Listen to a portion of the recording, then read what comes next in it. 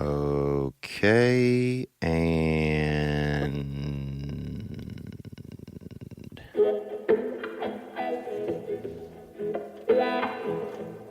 boom, boom, boom, boom, thank you.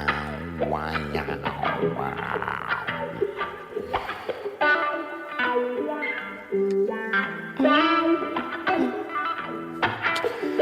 Something different.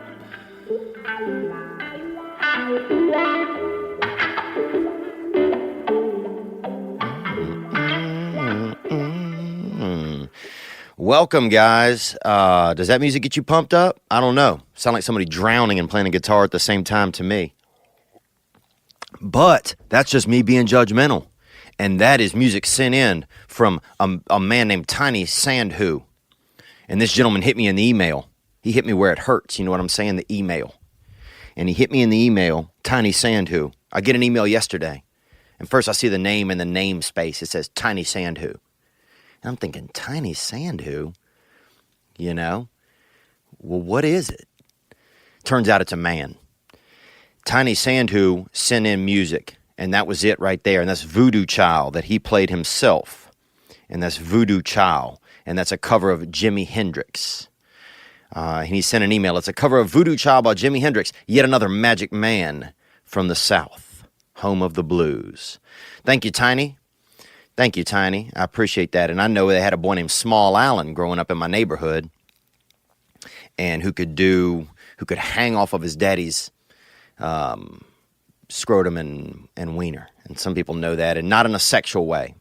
That's not a sexual thing. You know, sometimes people, you know, his daddy was in the Eastern European vaudeville in the circus, you know, and whatever that was, I'm sure a real rot gut establishment, you know, but Small could hang off of his daddy's, when his daddy would drink, his daddy would drop drawer, and Small could grip onto his daddy's wiener and balls, you know, both of them, not at the bottom like a fucking, you know,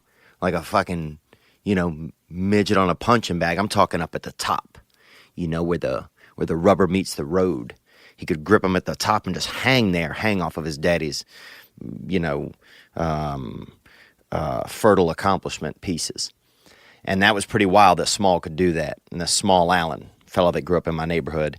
But anyhow, Tiny Sandhu, I'm sure that's probably the Small Allen of India, maybe, of West India. I'm not sure. But thank you for that music, man. We appreciate it. I've gotten a lot of music sent in. And one of these days, I'm just gonna play you some of the. You know what? Next week, Next week, I'm gonna play you that. But some of the ones that have been sent in, man, and some of them are great. Some of them are really not even great, or just not fit for this show. But I'm gonna send you the type of stuff that people have sent in that they felt was a complimentary to the show. And to me, it's some of it's striking and it's interesting and it's great, man. It's something else, dude. Some of it's sheer shit as well. Some of it is sheer shit. Like somebody just, you know, I mean, it's something else, man. But anyhow, welcome to this past weekend, October 23rd, okay? And I know Halloween's right around the corner. And also, I want to welcome you to this past weekend because we have our new first charter sponsor, and that is Gray Block Pizza, 1811 Pico Boulevard, Santa Monica, California. On your way to the beach, if you like pie in your face, go get that hitter at Gray Block. They got it, GREYBLOCK. They got the Frenchie, the Quad, the Bella Goat. Meet yourself up. You know what I'm saying? Get that beef in your teeth. Or go for the famous salad pizza if you leaning out for the beach or for prom or for a second marriage if you're trying to cut some gut. Hit that salad pizza if you're trying to cut some gut. If you're Italian or if you're not, it's the place, Gray Block Pizza. Order online. It's in Los Angeles on Pico Boulevard. Gray Block Pizza, GREY. GrayBlockPizza.com. We're happy to have them on board as our first charter sponsor. I'm very excited. And I'm excited for you guys to be here with me on this past weekend. What's going on? What did I do? You know what I did this weekend, man? I did what I wanted to. And you know what it really was? A lot of it was nothing. Dude. I got trapped watching that show Mind Hunter. Have you seen this? Have you seen Mind Hunter? You know, it's on Netflix, and it's about serial killers. You know, people that kill somebody and then also want to kill somebody again, because apparently if you kill someone, it's enjoyable. Who knew that? Honestly, sometimes I think it's sometime in the dark recesses of my mind, I probably knew that. You know, that if I just wrap my, meek little palms. I mean, I got the fingers of a talented cat. You know, I got real meek. I got the fingers of like somebody who makes pasta or makes pasta in a cave. You know, I got real just. I mean, if you painted my fingers brown and just hung them out the window, a bird would land on them. You know, I got them lean little branch giblets. You know, almost could easily be made out of wood, and not a nice wood either. You know, maybe teak, something not very sturdy. But those are the kind of hands that I have. You know, I mean, I'm a half hour away from carpal tunnel, I bet. You know, I do a Rubik's Cube and I get hit with that carpal tunnel.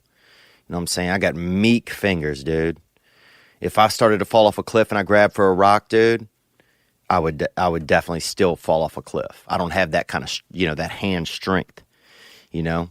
I could maybe throw a pool ball, like a billiard ball. I could throw a billiard ball about 45 feet. I got these meek fingers. But I'm girthy in the shoulders.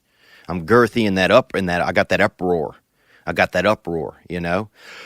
Like I took a deep breath and it just got stuck inside of me forever. That's what happened. I'm thick up top. You know, I'm thick up in that chesty. I probably have 50 or 60 ribs, I bet. If they crack me open, I bet you'd have a bunch of brothers and sisters showing up at the park because it's time to barbecue if they crack me open, and you know that. But yeah, I got caught in. Well, first I want to thank Tiny again for the music. And look, Tiny, I'll tell you this, Tiny. I don't know about music. You know, never been a big music man. You know, you're talking to a guy who's seen Goo Goo Dolls 4 times. You know, you're talking to a guy who would probably go to a Miley Cyrus concert. You know, if I had a box seat, I'm not staying down in the bottom with the children and PDOs that are down there.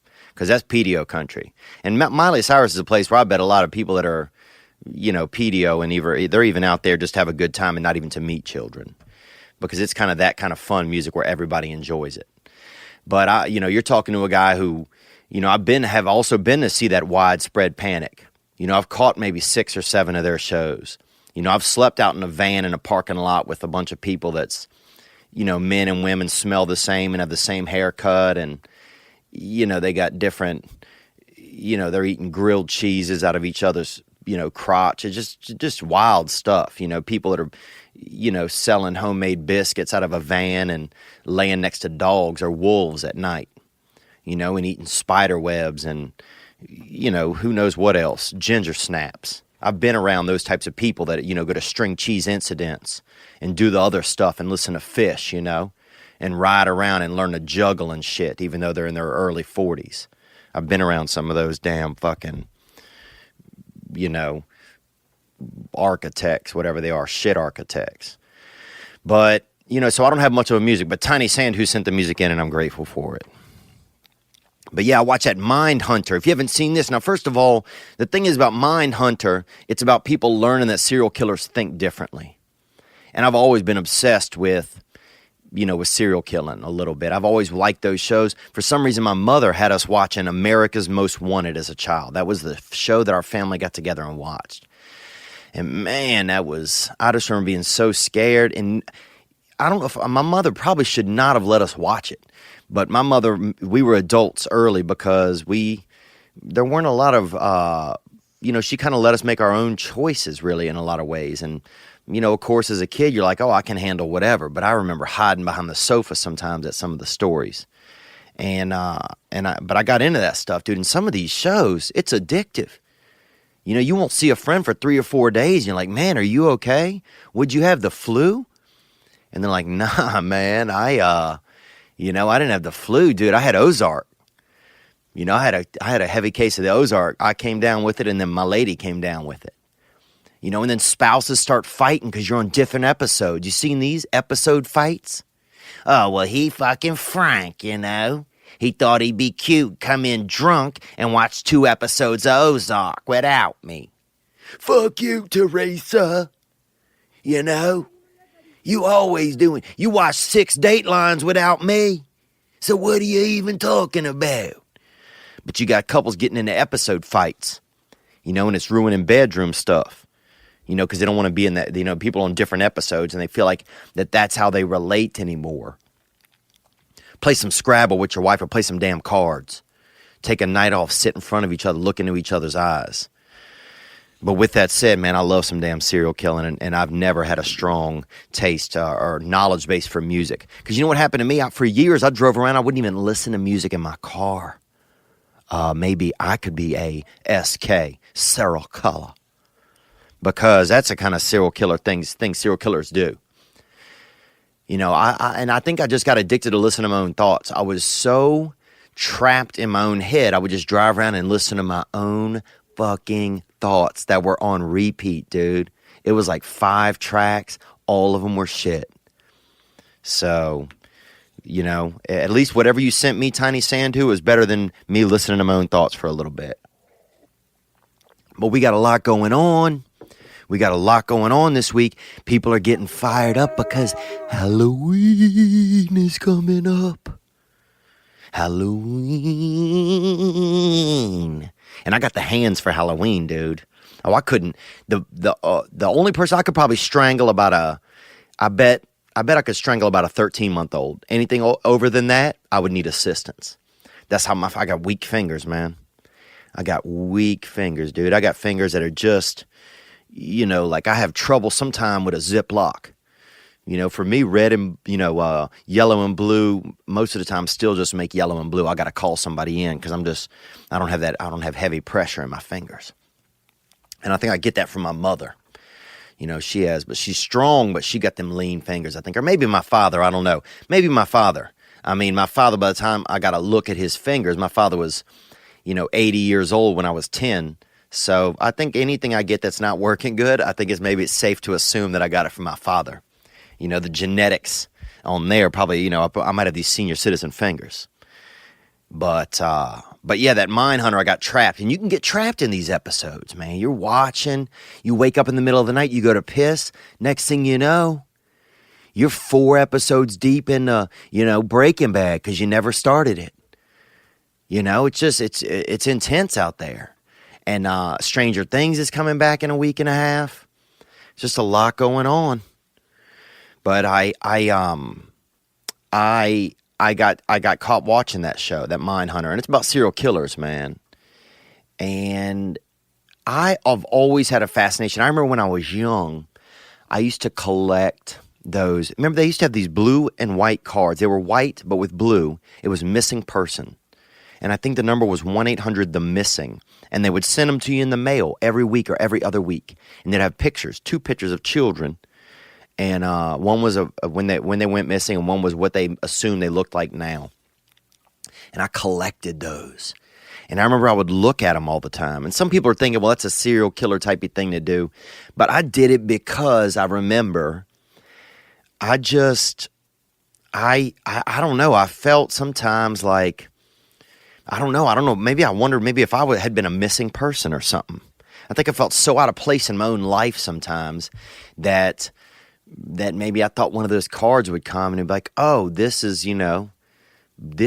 where I've been or what's been going on. I think I just felt missing, I don't know why, man. But I sympathize with those kids. I sympathize with those kids. For some reason, I would collect them and I would look at them all the time. And I remember one time I thought I saw one of the children. So that's a little bit of a dark thing to think about this morning. But also at the same time, it's not.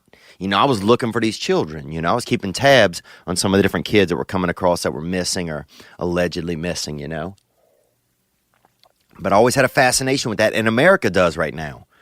America has a fascination with that. There's a new podcast as well out that's called Dirty John that you might want to listen to. I just listened to the first episode today. It's pretty good.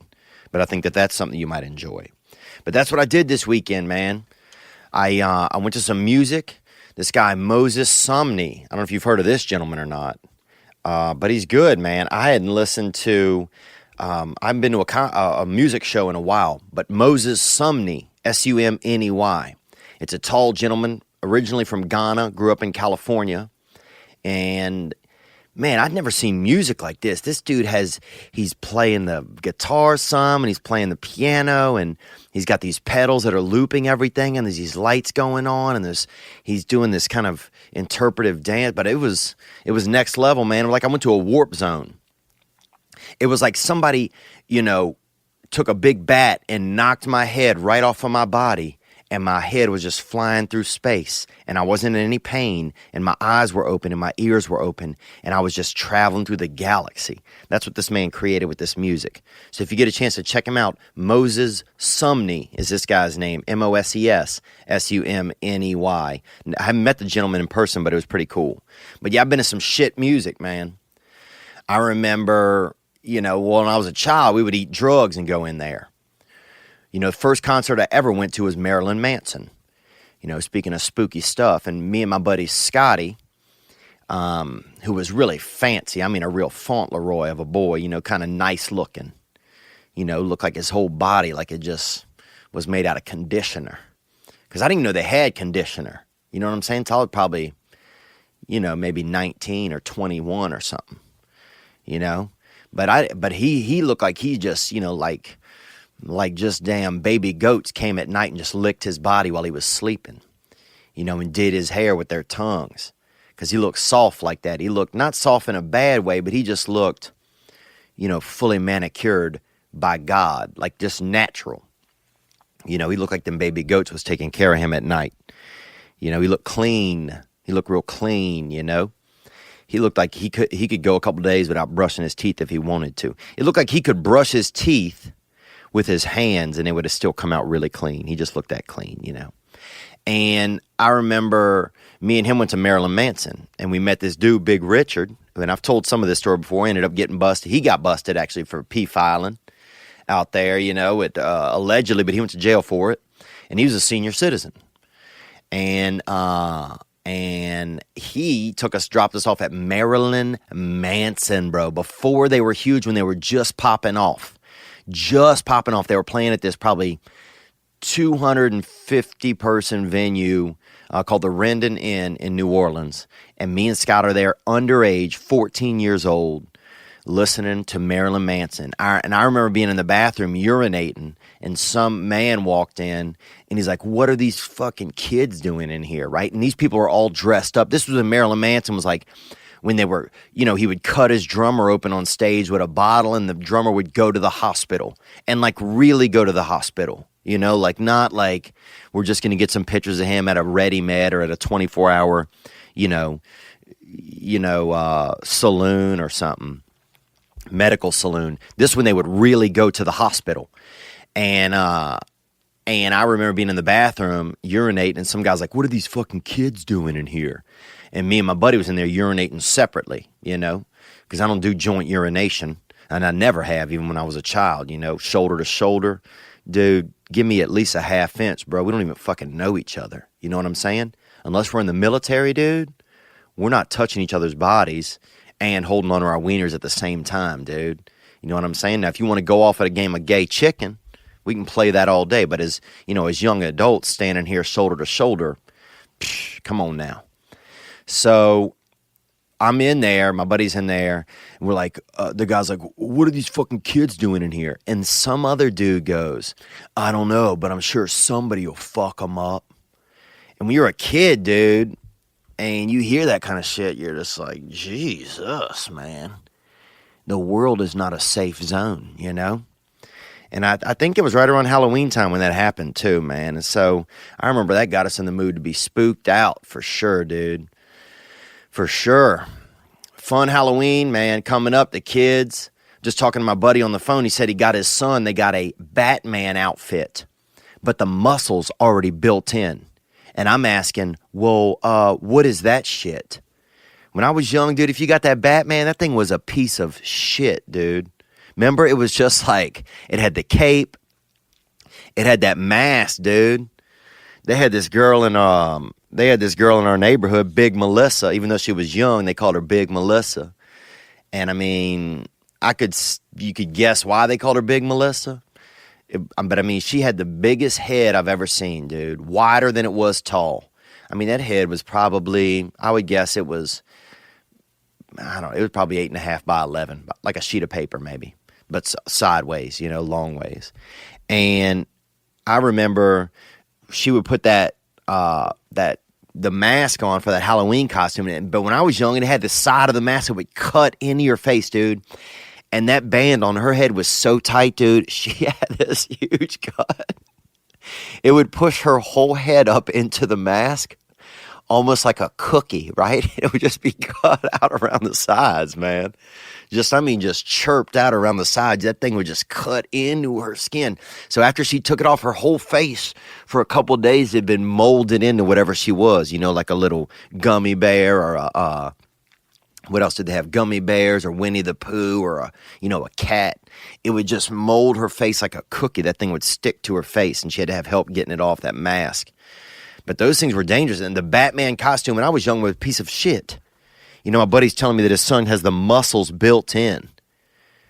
Dude, when I was young, you had to damn hit the gym. I don't care if he was 9 years old, dude. You better hit the gym, dude. You know what I'm saying? You better get on some high-quality breast milk, dude. You better skip a baby in the tit line and catch a little bit of breast milk and put on some weight if you want to fill out a Batman costume. You had to make your own. You had to grow. You had to get ready for it. If you wanted to be something, you had to be it. If you wanted to be a Army war veteran, you might break your arm a couple weeks before and be in a cast, or, hobble yourself, and tie your legs together, for a couple days before. So you're practicing that hobble. So you look really hobbled. We went into Halloween with purpose. Now these kids getting costumes with the muscles built in. Hit the fucking gym, young buck or young lady. Why don't you hit the gym for 6 weeks before October 31st and fill out that costume naturally. Quit cutting corners, That's a problem sometimes with America. These kids want to cut corners. But I just remember it being different, man, I remember it being different. I remember one kid wanted to be Oscar the Grouch, right? But he didn't have like a can or anything. He just duct taped a bag of trash to his back, dude. He looked like he looked like a homeless Ninja Turtle, really. He had just a huge bag of just garbage, and the garbage just leaked, just a garbage he found on the street, out by the street. And he just duct taped it like 40 different ways around his back. And the bag was so heavy, it kept weighing him down. So sometimes he'd fall back on his back, and we have to, push him up by the shoulders and get him back upright. But he was supposed to be a damn Oscar the Grouch, but no can. I guess kind of like a naked Oscar the Grouch, a little bit, mildly naked, because he didn't have that can on him. But yeah, I remember Halloween, man, and I remember it being fun. But I've been getting into these TV shows, and I'm just saying that some of them are addictive. They're addictive, man. You get into these shows, and they're just addictive. They're just addictive, and it's almost, I don't want to say it's too addictive, but it's almost, I feel like, dangerous sometimes when this binge watching comes out.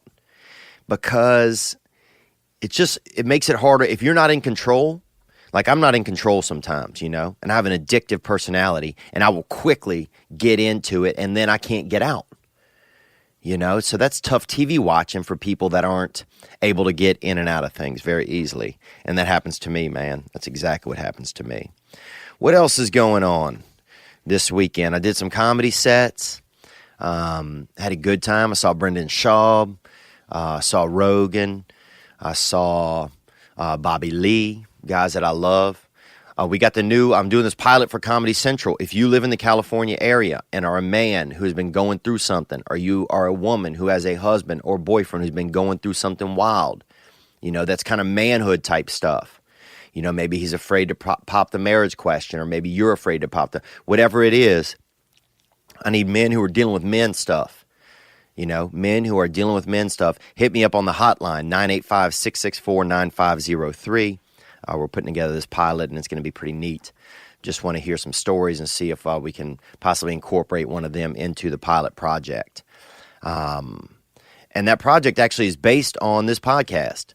So pretty cool, man. If we didn't start this and get this going, then that opportunity doesn't present itself. So that's pretty awesome, man. We're doing some really, really neat stuff, it seems like. What else is happening, man? I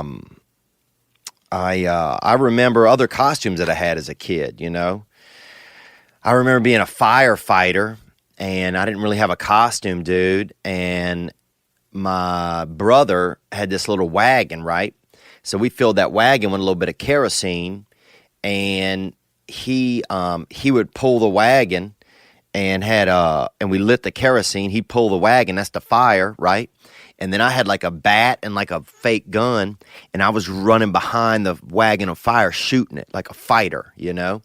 So it's kind of I guess even at that time it was kind of a play on words, and it was a little bit, it was a little damn ridiculous in hindsight, you know?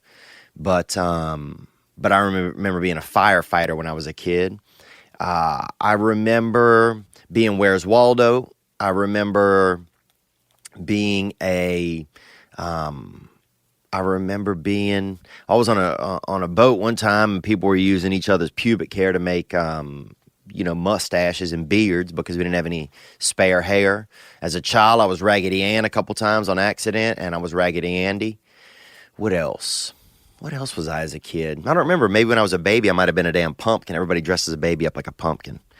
I saw my little nephew got a costume, and he's going to be a Native American, you know, and he's going to do it honorably, I think, you know. So I hope he honors them as he gets out and does some trick-or-treating. But that's it, man. Halloween's coming up. I saw some people out in costume this weekend, and guess what? Fuck those people, because that's too early to be out in costume. You're out 12, 13 days before Halloween. You're out there running around? Come on, man. Come on, man. Bit much, isn't it? For adults. And also, ladies, be careful if you invest something in your child. If you got a child out there and you're just going to buy your child a $13 costume, but you're going to go spend $300-$400 on yourself, you know, looking like if you're going to dress up like a slutty snail or something, you know, maybe even it out. Maybe, get you something else, like, a conservative, maybe be a conservative, a conservative calamari, and get your son maybe or daughter maybe $100 outfit, but get something good, you know. But happy Halloween, everybody. I mean, I think we'll have one more episode before Halloween, so I'll maybe get into it a little bit more then. But I just wanted to wish everybody a happy Halloween. What else is going on? Not much. The news, I haven't really watched much of it, you know. Trump's, always, tweeting at everybody. And they're fighting. The whole thing is so much ego. I know that Hillary's going to run again. Hillary's going to fucking run again. And I bet she would lose. I bet she would lose, man. This whole thing is this twisted ego universe, man. You know? It's so crazy how egos and bruised egos, all these politicians, man. I would vote a waffle iron into the White House if I could. Because I hope this whole thing, that's why I think Trump's hilarious a lot of times, because he doesn't give a fuck, you know, and that's bad. At some point, it's a bad example, you know, because you want somebody to give, but he's just like this crazy kind of business guy who's complete empath. You know, it's like, but then sometimes that's what a lot of America is. I think sometimes we don't want to be realistic about Trump, because it's like, I think he embodies some of exactly what we are. You know, exactly what a lot of America as a cloth, sometimes it feels like has become just this, it's about making money. It's about business. It's about cutting corners. I don't know, man. But it's just funny because Obama made fun of Trump years ago at that speech, at that dinner, and then Trump wants to show him back. He's like, oh, you know what? I could have your job. And he does, and he gets his job. And then Hillary loses, and she's so butthurt. And then she's going to, and I can just tell she wants to run again, man. Dude, it's just like the WWE. It really is. It's just like professional wrestling, bro. And that's why for me it's exciting, because people are fired up. People are angry, good. Or people are good, whatever. I've never depended on politics to have ever had, I didn't feel like an effect on my life. Like they were going to bring, I don't need that. For my comfort. Now, it would get super scary if, there's a war, something crazy like that breaks out, But at the same time, is that what we're at a point where it's like something's going to happen. Mother Nature's about to whoop everybody's ass. She's already doing it, I don't think as humans sometimes we're behaving, I don't know if it's behaving, but are we best serving ourselves, as humans? I don't know. I don't know. But I ask myself that question, and I look around and base that on my own eyes, I mean, the news has gone to a level, the news will get people killed, dude. If you follow the news, getting people killed, dude.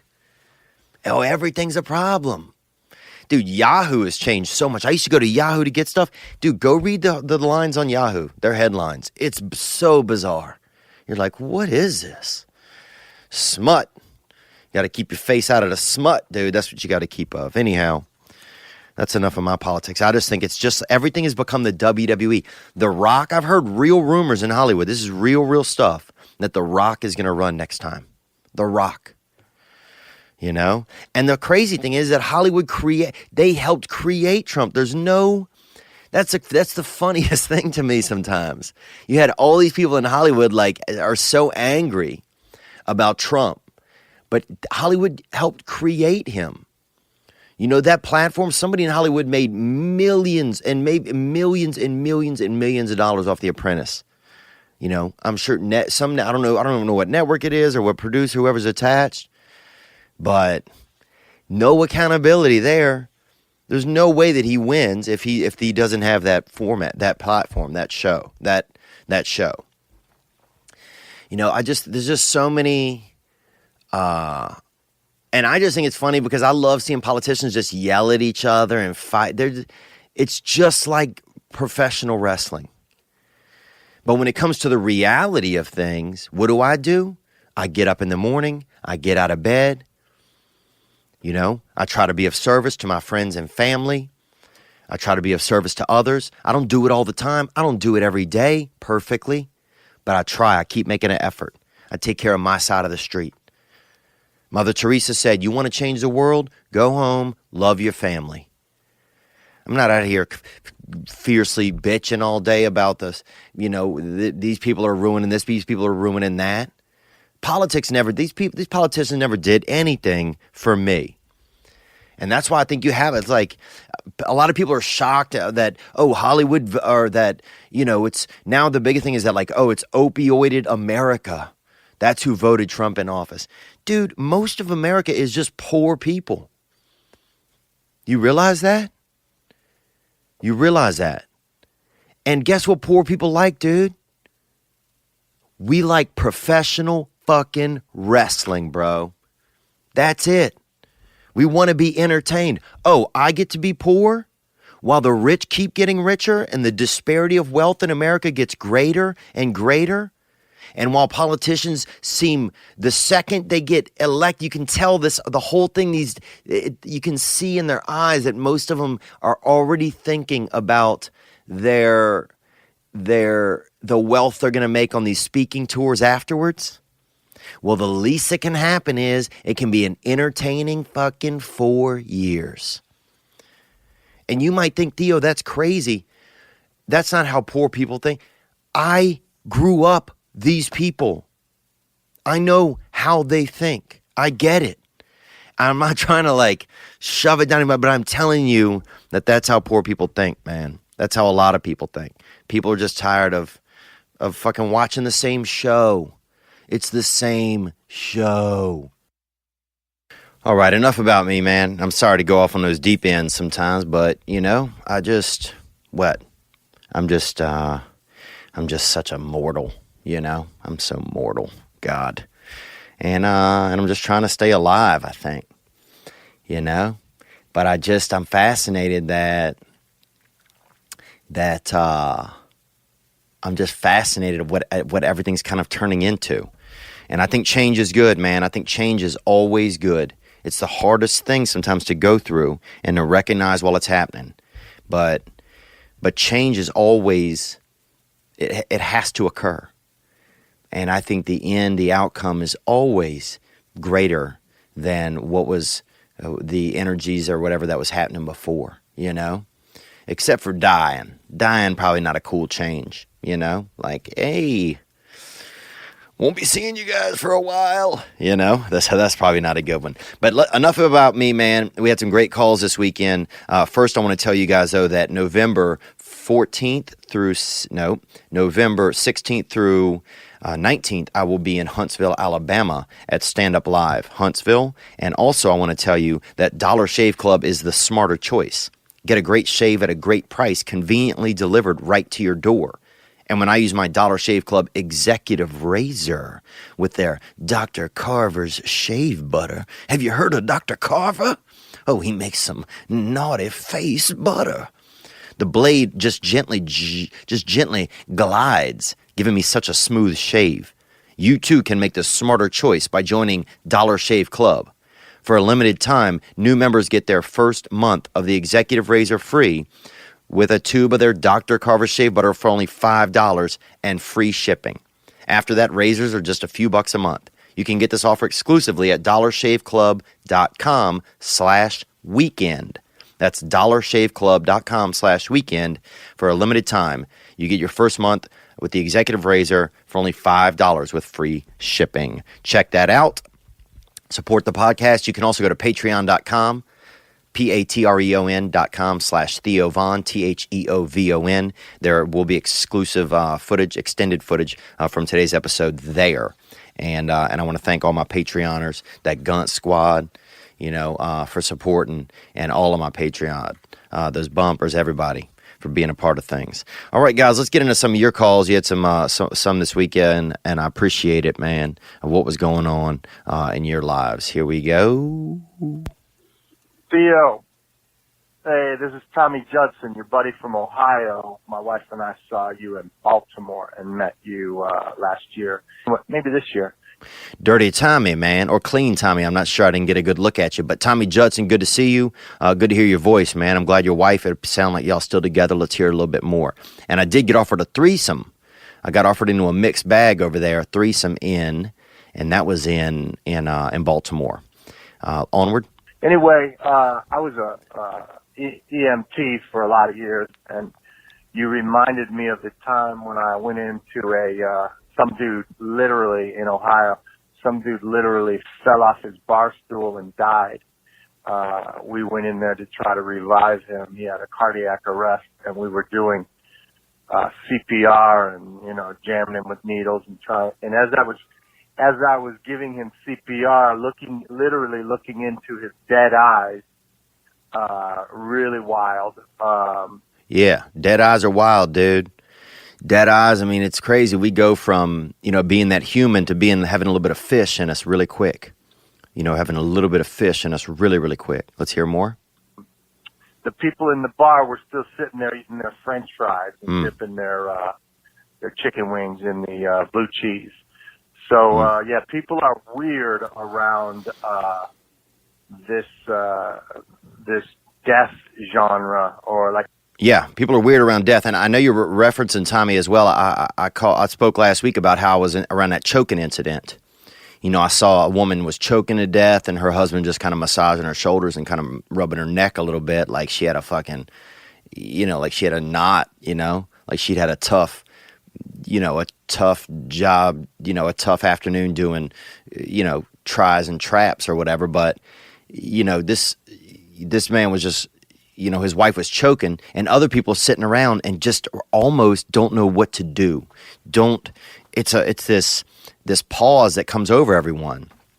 So yeah, I mean, that's pretty fascinating that people are still eating snacks. It's very Roman, I feel like. That's one of the things you see back in Rome, when they got a vulture, 7 or 8 vultures fighting a pickpocket, and they put him out there in the ring, and they're, and they're chasing him and, biting his kneecaps off and all of that shit, ripping moles off his back. All these vultures are, just, pecking moles off his back and stuff. And the whole time the crowd is just sitting there cheering and eating snacks and everything. That's very Roman, and it's amazing how sometimes we get so Roman when somebody's dying. I remember being at a buffet as a child. My mother had a boyfriend. He sometimes would take us to the Holiday Inn buffet up there on Saturday, and they had a waffle man. They had a man up there in a fancy hat that made waffles, dude, and he looked kind of, I guess, Italian. But he make these waffles. You know, we go get that waffle. And man, we did not get along, my stepdad, but we would be nice with my mom's boyfriend. But we would be nice though sometime to get that waffle. You know, get that hitter in our mouth. You know, get that bake, that fucking big hot. You know, that big hot fucking French cookie, man, or whatever it is. I don't know if waffles are French. They sound kind of French to me. You know, AFFLE, waffle. I'm not sure. Could be French. But anyhow, but yeah, I feel you, man. When somebody dying, some people still want to eat. And I think some of that's guttural too. Because you see somebody else is dying. So you think, okay, I better sustain. And the first thing you do, boy, I mean, hell, if somebody's breastfeeding next to me, I'll take a hit off that nippled bag, you know what I'm saying?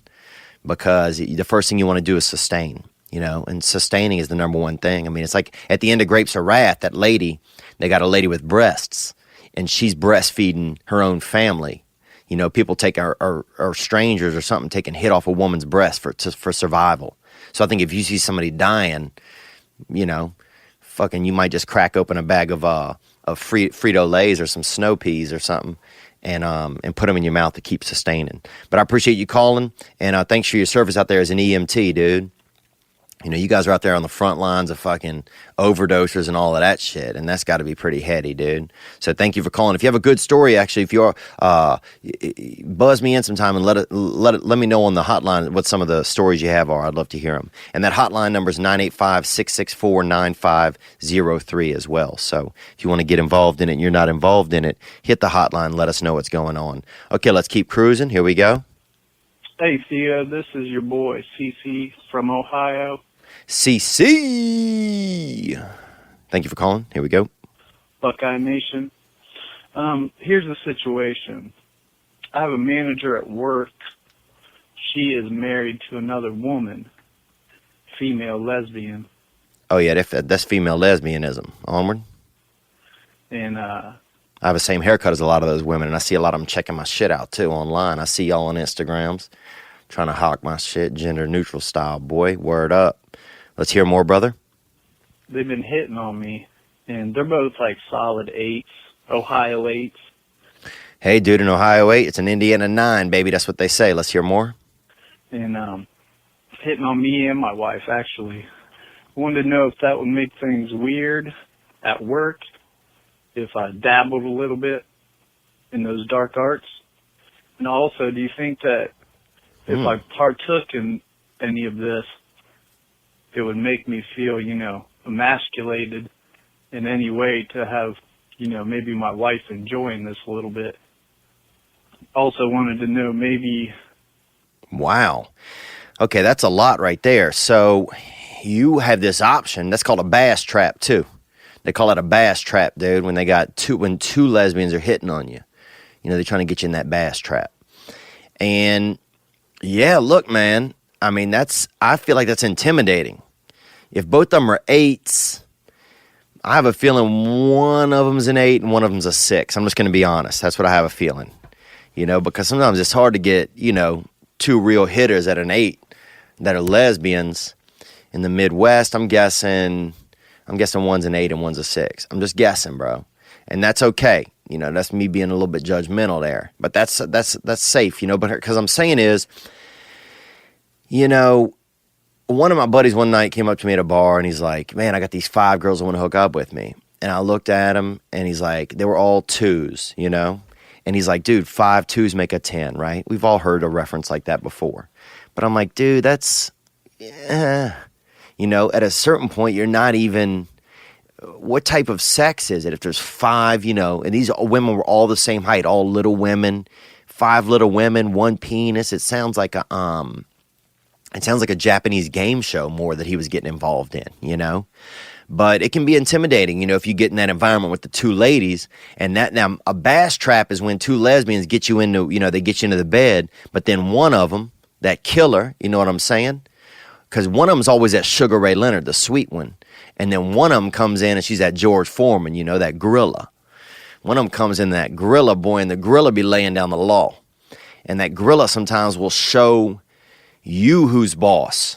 And that's where it can be a little bit weird, dude. That's where it can be a little bit weird, where the gorilla shows up, and that George Foreman shows up, and she just starts putting it on her lady in front of you after you already got in there, or when you're about to be next. You know what I'm saying? She's swinging away, dude. She's batting practice, and you still over there in the batter's box.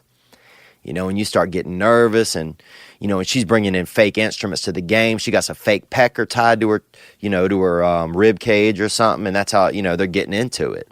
And that's okay. I'm not saying there's anything wrong with any of this. I mean, hell, I got a lesbian's haircut. I've taken this haircut, I've styled it after different lesbian cuts that I've seen. Always. My father told me I had the heart of a lesbian when I was a child.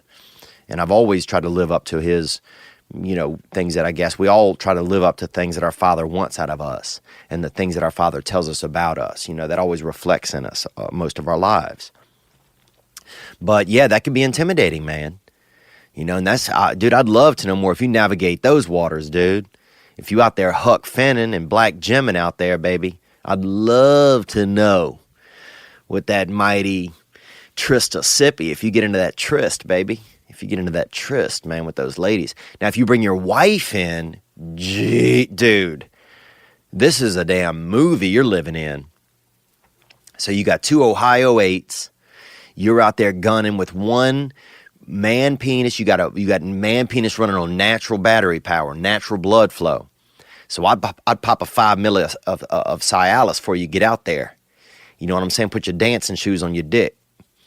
Because you don't want to, you know what I'm saying? You don't want to show up to the ballpark wearing sandals. You know what I'm saying? So I'd pop a 5 milli just to stay in the, just to keep balls in the field of play.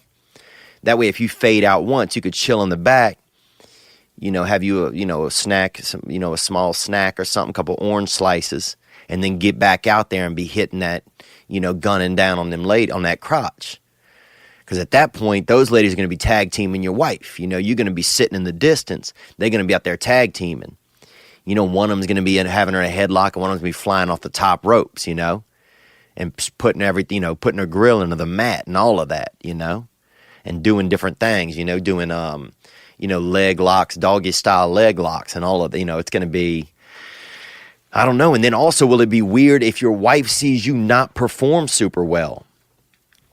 Like, you don't want to be, you don't want them to be going out there at it. One of them's got a bunch of, some yarn tied around her waist, and with that, one of them plastic Johnsons, hanging off her rib cage, and she's straight up buckling that clam on the, with her lesbian lover, and you're sitting on the sidelines, and your wife's toweling off your forehead and shit, and you only was at it 3 or 4 minutes. That could be scary, bro.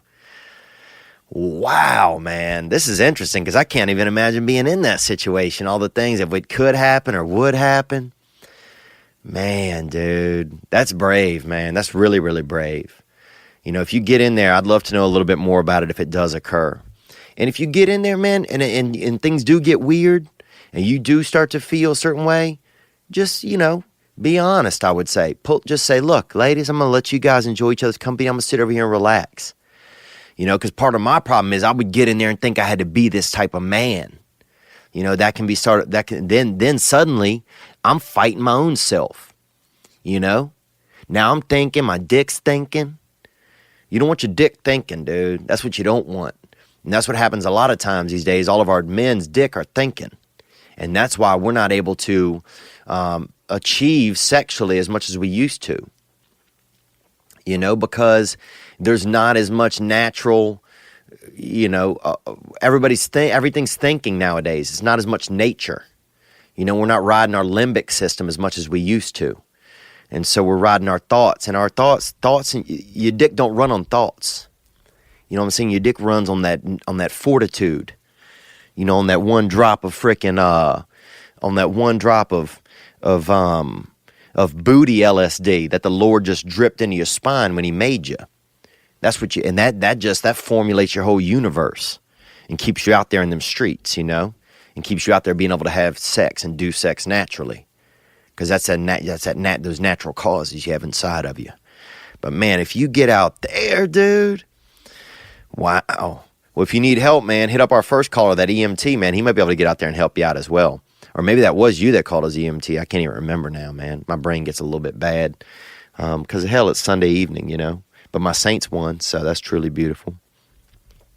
But yeah, man, I appreciate it. And have I ever been in an instance like that? I'll tell you this, dude. I got in this three-way activity one time, and I forgot about this. I got in this three-way activity out there in Missouri. And that's swinger country. And these are probably young swingers that hadn't grown up yet and gotten married. And so they were just, and one of these girls, real sexy, you know, real sexy. You know, like if you saw her at a bus stop and it wasn't your stop, you might get off the bus just to have a shot to talk with her and then walk to your stop. You know, as long as it wasn't raining, you might do that if you saw this girl. But, and her friend looked kind of, she was a little bit Baltic Avenue, if you know what I'm saying, man. She wasn't, I mean, this first baby was damn Marvin Gardens, you know what I'm saying? She was already around that third corner, you know, she was that kind of looker. But this first baby, you know, this little baby cat was, she was a little more Baltic. And that's fine, man. She was a sweet girl, both sweet girls. And I went into it just saying, look, I'm going to do what I can. But that Baltic baby, she kind of, you ever seen like those old like weightlifting videos or from like the 1700s or whatever, where the guy has the dumbbells and it's the big round dumbbells and it says like 1,000 on each side and he's like holding it up and he's wearing like a unitard, you know? She looked like that. You know, she had that Bulgarian swagger in her, you know? She had that, you know, that Russian, she looked like she's about 90% Russian, you know? And then, and so she was like, you know, so I was trying to really make love to the more, you know, the one that I felt, you know, the one that was more of a looker, you know, the one that I wouldn't mind, you know, seeing again. And then her friend was more, she was that wrestler, you know, she kept wrapping her legs. She would do crazy shit too. I remember I was doing a little bit of doggy style activity, that rear entry position, with the woman on her knees and me, the man, back behind her. And then the lady, that little, you know, that little, she was kind of like a damn, like a, you know, like a fast sloth. She kind of was on my back, kind of almost jockeying me, you know. She's on my back, jockeying me, and I'm trying to be, you know, I was almost that middleman, you know, a little bit. It's almost like she was like this fucking fast Russian backpack I was wearing, you know. And she had her crotch out, and she was doing all kinds of, she was almost doing stunts and shit around us while me and this other girl were making love. And then, you know, both of them was sitting on top of me, and this shit was wild, dude. This shit was wild, man. But it was pretty enjoyable. But there's also just a lot going on. So you don't know, it's hard to know when to, you know, where you're supposed to be. That's it. You almost need like somebody to do the blocking and do some, okay, you be here. Okay. You know, when the music stops, everybody get in a chair. You know, you almost need, you know, you need a lot going on. You know, you almost need a referee or somebody like a wedding planner if you want a real successful threesome, I think. But outside of that, you know, a different time in Indiana, I was with two Indiana 6s, and those are Mississippi 9s, and that's actually, I think Mississippi does have some beautiful women. Actually, that's not even true, and and they were cousins, man, and we did some really short, quick sexuality, full-time sex, but at part-time, you know, full-time, it was full-time sex, but more at part-time, you know, part-time interest, because I wasn't super fired up. But those were different days. All right, man, but thank you for calling, dude. Good luck out there. I'd love to know a little bit more about it if you get into it, man. I want to hear a little bit more about this next call right here. Here we go. Hey, Theo. It's Brock, University of Central Missouri. Oh, Missouri, that's swinger country, and that's where that threesome I was just talking about in with that Bulgarian, you know, with that backpack Bulgarian. I don't remember she had like a Japanese name too. What was it? Oh, man. Maybe Sensei or something. Sensei? Her name could have been Sensei. Here we go, onward. So I got a question for you, how to handle something. Mm-hmm.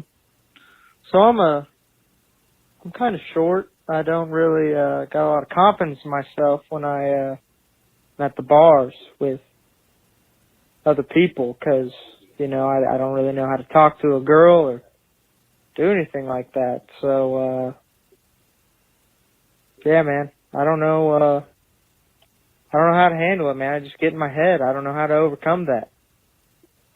Seems like you could have some good advice on this one. Let me know. Thanks, man. Well, Brock, I appreciate you calling, man. I appreciate this. I appreciate you sharing, being willing to share, you know, what your thoughts are and what you see as a problem for yourself and what you feel as a problem for yourself or a difficulty. You know, let's don't label it a problem. You know, it's a difficulty that you're having. You know, you're lacking some confidence there. You feel like it's associated with your height, and you have trouble then, you know, at the bars, you know, or probably more, I'm going to assume more in the vein of meeting women, you know, and I know you're talking about that. So, you know, I'm kind of like an average heighted dude. I'm kind of stumpy, you know, but I'm kind of an average heighted dude, I think. So I'm going to ask some of our listeners, if you guys will hit the hotline for Brock, 985-664-9503. Do it now. Do it after you listen. If you are, you know, a man of a shorter height or a woman or not shorter, but of a height that, you know, would have been popular in like the late 1800s or whatever. Or if you are a woman who is, you know, your perception of a man who is, you know, of a smaller stature, you know, give us some thoughts on that. You know, give some insight to Brock, you know. He sounds like kind of a younger dude. So give him, you know, some thoughts. Let's open up our brains to him, because this is something I can't associate on. I cannot, you know, and I'll share some thoughts, but I'm going to let you know, Brock, that I'm going to do a follow-up. I'm going to take a couple of the listeners' calls, and I'm going to put them together on a follow-up for you this week, and we'll post that up. And that'll be just for you, so you can listen. I mean, everybody can check it out, but that'll be just for you to get other people's insights. What my insights are when it comes to lack of confidence is, you know, sometimes you can gain confidence from other people, you know, and I don't know if you have a group of other men, you know, that make you feel kind of confident with who you are, no matter what. I did some weird shit in my life over the years, dude. Man, I'm going to tell you this. I never told anybody this, bro. When I was in high school, you know, because my eyes kind of go down. I got that Polish mindset. You know, and Polish people look a little bit dead from like the from the bottom of their forehead to like the top of their nose. Our eyes died. Something happened to us. It's almost like somebody just, you know, like they cut off the power, you know, when they were making our eyes and stuff. We just look a little dead in the eyes. So you have to, you know, spark up sometimes to look interested. And when I was young, I felt just super inferior about my eyes for some reason. And so, dude, I didn't wear it, but I put eye drops in my eyes 40 times a day, man. There wasn't a day, Brock, that I didn't have an eye dropper on me all day, dude. And I don't even know why. Like, what did I just, in my weird mind, I had, you know, no one had ever said anything about my eyes. You know, one kid had called me Chinese one time, you know, and that's fine, whatever. You know, the Chinese, they're plentiful and they're, you know, they have great spices and everything, I've learned now, but you know, but one kid had just made fun of me for that or said that, you know, but I just had this in my head that my eyes were weird and everything. And then next thing you know, I'm doing eye drops. And then I was living with a family when I was in high school, and one of the girls had a eyelash curler, dude. And we had picture day at school, and I just felt, you know, I'd never seen an eyelash curler. And then I saw her using it, and then I was like, man, I want to have better eyes, you know? I want to have better eyes. So I used a woman's eyelash curler, you know? And it's not a hot iron where you're like fucking, you know, getting a damn heated wand close to your face. It's just a, you know, just a little one you use. It's a little metal one. But I curled my damn eyelashes, dude, you know, and went to school, and man, I remember. And I had this jacket on, right? And then at recess or whatever, I took the jacket off. It's Louisiana. You know, you wear a jacket for 9 minutes in the morning. And I had it off, and somebody put their hand in my jacket pocket, was like sitting, and I moved chairs, so it was on the back of my chair. Somebody took my chair at lunch or whatever, put their hands in, pulled this eyelash curler out, dude. and somebody's like, dude, what the fuck is this, right? And literally, bro, I'm sitting there with these curled eyelashes on picture day, dude, all because I felt inferior about the way that I looked, man. But I'll tell you this, bro, that I noticed, here's my perspective. Guys that are of smaller stature or not horizontally gifted or whatever, sweet little gentlemen, they look better. They can get muscle on them, So you do curls for 2 weeks, you're gonna be jacked, But longer people, they got to do longer work to get the muscle. I think that's a gift. I think smaller guys do better at stuff like wrestling, looking for things that are on the ground. Dude, if you're tall, that's come on, dude. You could put your back out. But a small friend to help you find anything that could be on the ground. That's easy for them. That's natural. So I think there's a lot of advantages to being of a smaller stature. But I think helping to find a group of people that support you how you feel no matter what will probably increase some of that confidence. But I'll say this about bars as well. I never felt confident in a bar, especially not at a nightclub, But I never felt super confident at a bar. It's a weird environment where there's a lot of alcohol, rowdy people are being rowdy. Sometimes it's not always my vibe, especially a nightclub. And actually bars, I wasn't as bad, but a nightclub, I felt inferior a lot of times, man. I felt inferior. There's always something wrong with me. So, yeah, we got to increase your confidence, Brock, and I don't know exactly how to do it, but I know you're not the only person who thinks about those things about themselves. We all have something wrong with ourselves, So, I mean, if you're a smaller stature, you get to be that fucking Mighty Mouse. You could be shit for Halloween I could never be, dude. You know what I'm saying? You could be a gerbil. You could be you could be Danny DeVito. You could be, what else could you be? Oh, Sonic the Hedgehog.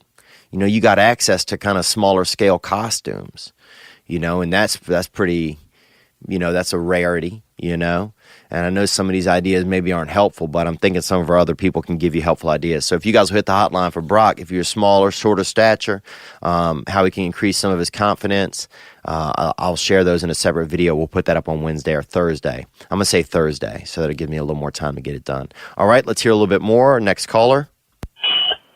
Hey, Theo. It's Dave from Texas. Just got, listened to the podcast and stuff, talking about relationships and all that. I just got out of a thing with this girl. She was it was like a long distance thing. And, she kind of said she wanted to not break things off, but take a break for a while she figures stuff out, because we're both busy people. We have children. We have, one child each, you know what I mean? Okay, so you're in a long-distance relationship. You got one child each, and you're already in a long-distance relationship, and now you want to take a break. Okay, onward. I have a child. I have a daughter. She has a son. Stuff. Yeah, y'all both got one child each. Okay. Stuff like that. Just the stuff like that. I mean, we're talking about children here, but yeah, that's children, man. That's not stuff like that. Stuff like that is some books or something, or some, a box of hats. But I feel you though. Onward. Distance and all that stuff's kind of like not making sense right now. So I guess taking a little break, but I was just wondering if you had any advice for people who are like, kind of depressed about that situation. You can't be with somebody that you want, even though you want to, or, sometimes you just don't want to get out of bed and go to work just because you're thinking about all that. And yeah, man, I appreciate this call. Yeah, I can relate to this, man. I had a girlfriend that was long distance, and I loved her as much as I knew about love at the time. I loved her. She was worth love. She was worth me loving. She was worth me caring about. She was a good person. And I wasn't a good dude. I was running around. I was, cheating, and, I made some poor choices, snacking on some, distant crotch out in the distance and doing that kind of deal. But she was, and she had made some poor choices. We both tried our best because it was long distance. That was that's the correlation with yours, or the parallel, is that it was long distance, But when she finally shut me off, And it was really the best thing to do because I was just volatile, man. I wouldn't show her as much affection and stuff, but then once she shut me off, I was like all over her, I was, then everything was so severe and we were so in love, I was just like deep in that shit like that. I was in there like that. And part of that ended up just being a problem in hindsight that I had I had this issue of my own. That was my own issue. It wasn't, there was some stuff about her, I missed her and stuff like that. But I didn't have any, I think I looked to her for more than a relationship. I was looking to her to fulfill some role that was impossible for her to fulfill. Like I was looking for her to be my happiness. That's what I was looking for, man. I know that may sound crazy, but I was looking for her to be my happiness. And that's not realistic. You can't put that pressure on somebody because they'll never live up to it. They're never going to be able to be that. They can help, there'll be part-time happiness for you, but they're never going to be able to fully fulfill that. And so I didn't realize I'd put that pressure on her, but once we split up, dude, I was just like, my whole life is over, Even though my life had been kind of, we were long distance, and we were, my life had been kind of okay. So I found for me, I put like this invisible pressure, and in the end, it was more about, me figuring out, well, why do I feel alone? Why do I feel this alone? Because it wasn't really her filling me up that much, making me feel unalone. And whenever she left, it sparked this thing in me, because that's how I got, bro. I got depressed. I'm chilling at the house. I'm eating cereals. I'm eating a box of cereal a day, dude. You know what I'm saying? Like a mentally challenged person, or like a second wife that's not, pulling their weight. I'm just at home eating a box of cereal a day. And I started doing menthol cigarettes in the backyard, and I was just so depressed, and I was putting it all on her. But the truth was for me that I was alone, that I was feeling empty no matter. And whatever happened with her just sparked. It was a spark that set off that empty dynamite inside of me that made me, just made me realize how empty I was. So I think maybe I know it's a lot. It sounds like you have a child there. So I'd focus on that if you can, honor some of those feelings when you're missing her, but don't let that feeling, if you can help it, what is that feeling? Oh man, I miss her so much, I'm going to go, I'm going to be depressed. I'm going to, not want to get out of bed. I'm going to do those types of things, because then there's more to it. There's more to it. What else? Is there something else? Are you missing, are you lacking a relationship with your mother? Are you missing, other outlets that make you feel like you? Find some shit to do, I think. Pick up a new hobby. Just create more of you, so that there's not so much space in there for someone else to, that if they leave, that there's so much haunting. There's so much space for that haunting feeling. Because it maybe seemed like maybe she's gone, and now those haunting feelings are just bouncing off the walls inside you, and there's so much emptiness inside of you because you're not filled up with some of yourself or more of yourself. And those are just some thoughts, man, because that's what my problem was. In the end, there wasn't enough of me inside of me, to hold me up, no matter who came along, and filled in that other space. I needed to give them less space inside of me, so that if they came or went, I was still had enough fortitude to hold myself up, no matter who that was that came along. So, and I don't know what some of those things are. It could be, finding a local group. There's a group online called Mankind, I know, that helps men get there, just be men, and fill ourselves up, with whatever we need to be better men in a relationship or out of a relationship. And those are just thoughts, man, But I do feel some of your pain, man, and just know you're not alone in that game, bro. I'm saying I've been on those fucking pain streets, dude. laying at my step-parents' house, fucking eating snacks, dude.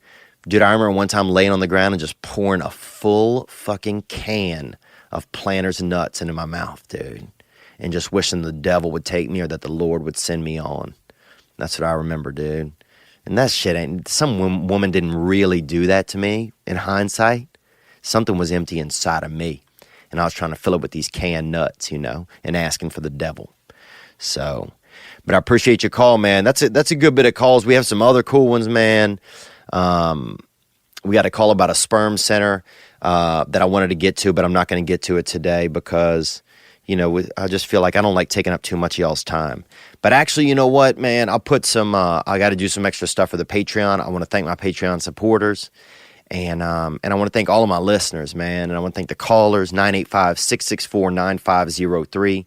Hit the hotline, you know. And that's it, you know. It's, you know, we're all battling something. You know, and that's something to remember, whether you feeling short in stature, you know, whether you feeling, you know, if you get into a threesome, how will I hold up? You know, will I still be able to, you know, take my man, you know, be a man? Talk to your wife before you go in. You guys are on the same team in that thing.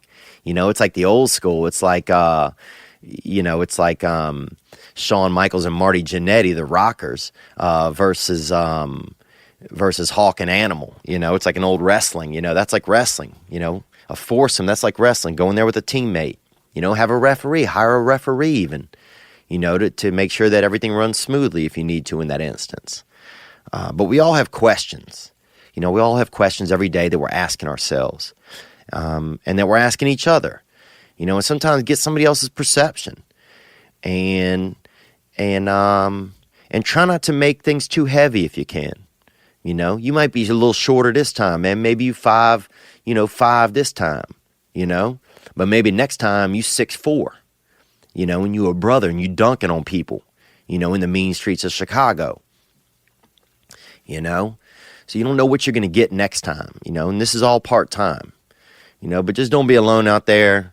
Ask somebody for help if you need assistance, if you need just somebody else to shoulder your burden, man. Because once you tell somebody else your problem, instead of sitting on 2 shoulders, now it's riding on 4, baby. A little bit lighter, isn't it? But I appreciate you guys hitting me up, man. I'm going to fucking try to keep my shit together, dude. Jeepers. You know, I sometimes just get selfish, man. That's what I find. I just want to, you know, I don't want to do things sometimes for other people, and I want to just think about myself. That's something that I've been, you know, we got to get free of ourselves, man. We got to. I appreciate you guys. Be well, man. Take care of yourselves. Let's hit this original on the way out. This is Spencer Jacob Grau Band, Celebrate.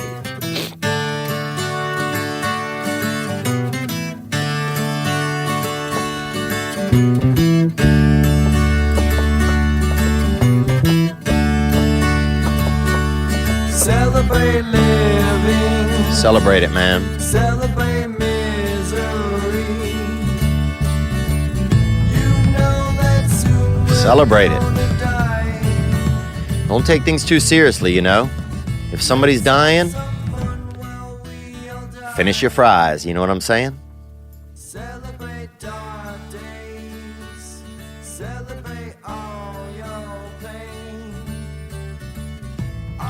Life's serious enough, dude. Exercised. Go home. Let's have some Love your family. while we all Love yourself.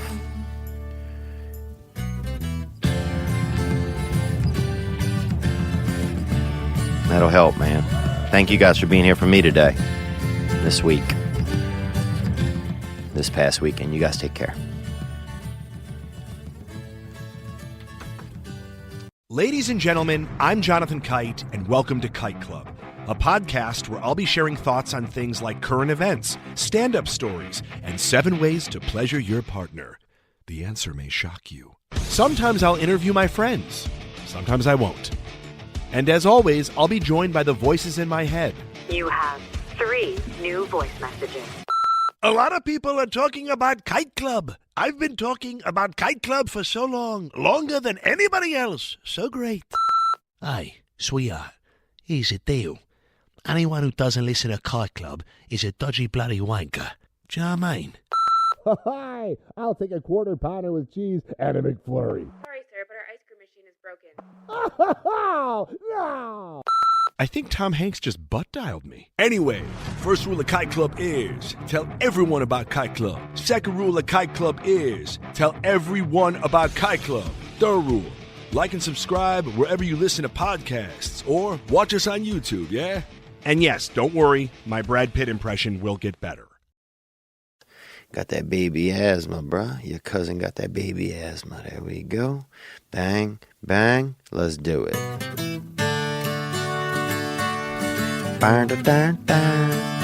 What is that, a xylophone?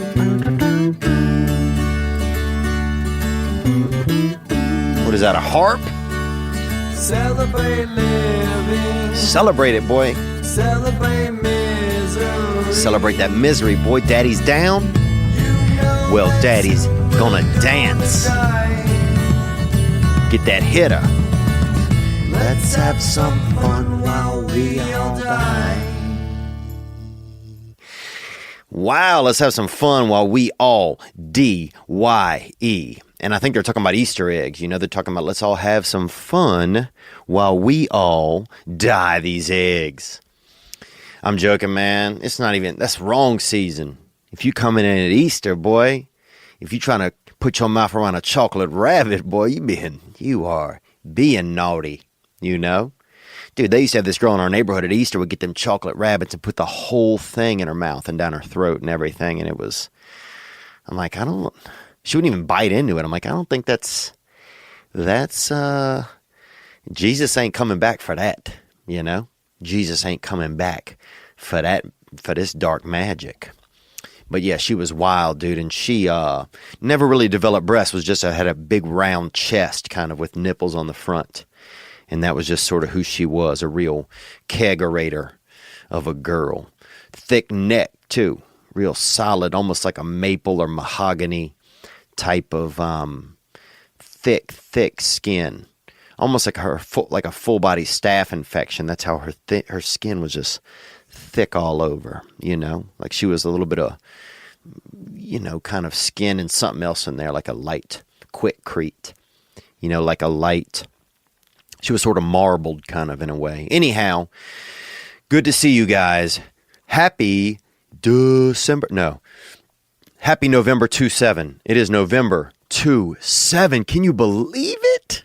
Can you believe it? We made it this far. November 27, Mondays, the year 2017. And we are in the 64th shadow realm of the universe. Make sure to get your to stock up on turquoise.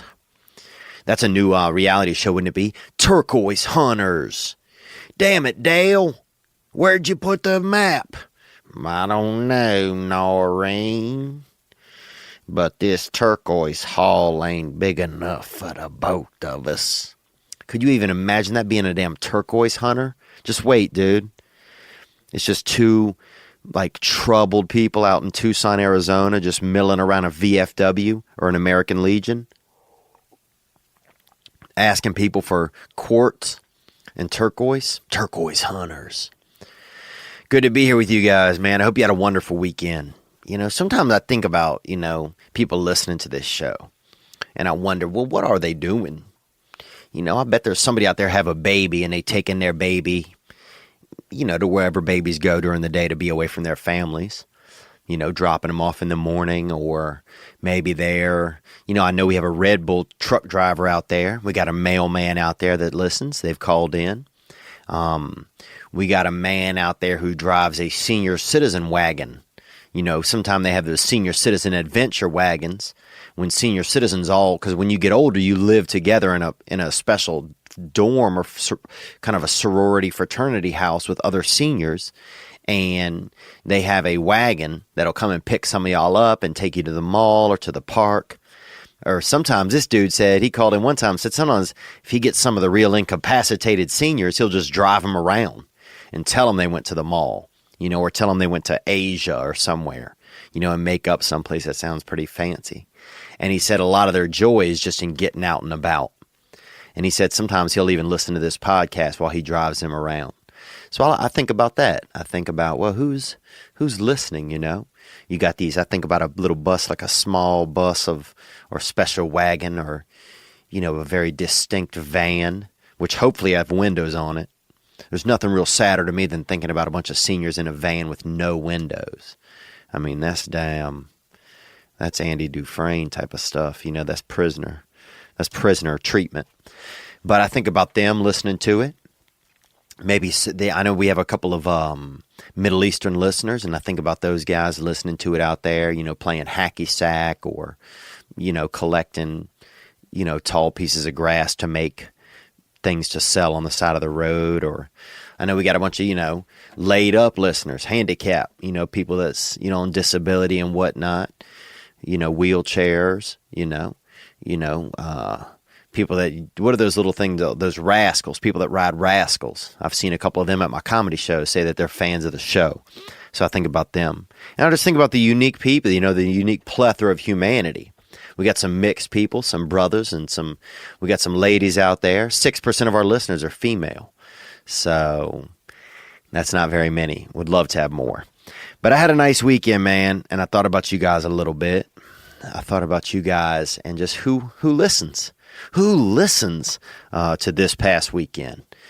And I was just trying to, you know, come up with a little bit of, you know, a little landscape. A couple shorties out there listen, you know, a couple ladies. I'll get some, you know, I've gotten some pics on Snapchat, some breasts and some individual breasts, you know, which I prefer. I never really trust a woman that sends you a picture of both titties at the same time. What is that? You know, if you have two of something, show one.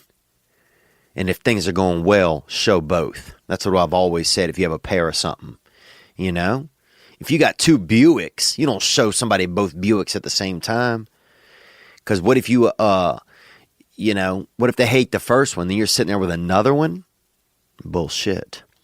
But good to be here, man. Happy almost December. Thanksgiving is over. I hope it went good for you. I hope it went good for you. You know, I hope you had that stuffing. Man, I had 3 Thanksgiving meals, okay? 3. You know, I had some white meat, some turkey meat, some long neck, some sweet potatoes with that marshmallow sauce, baby. I put them brown marshmallows on the top.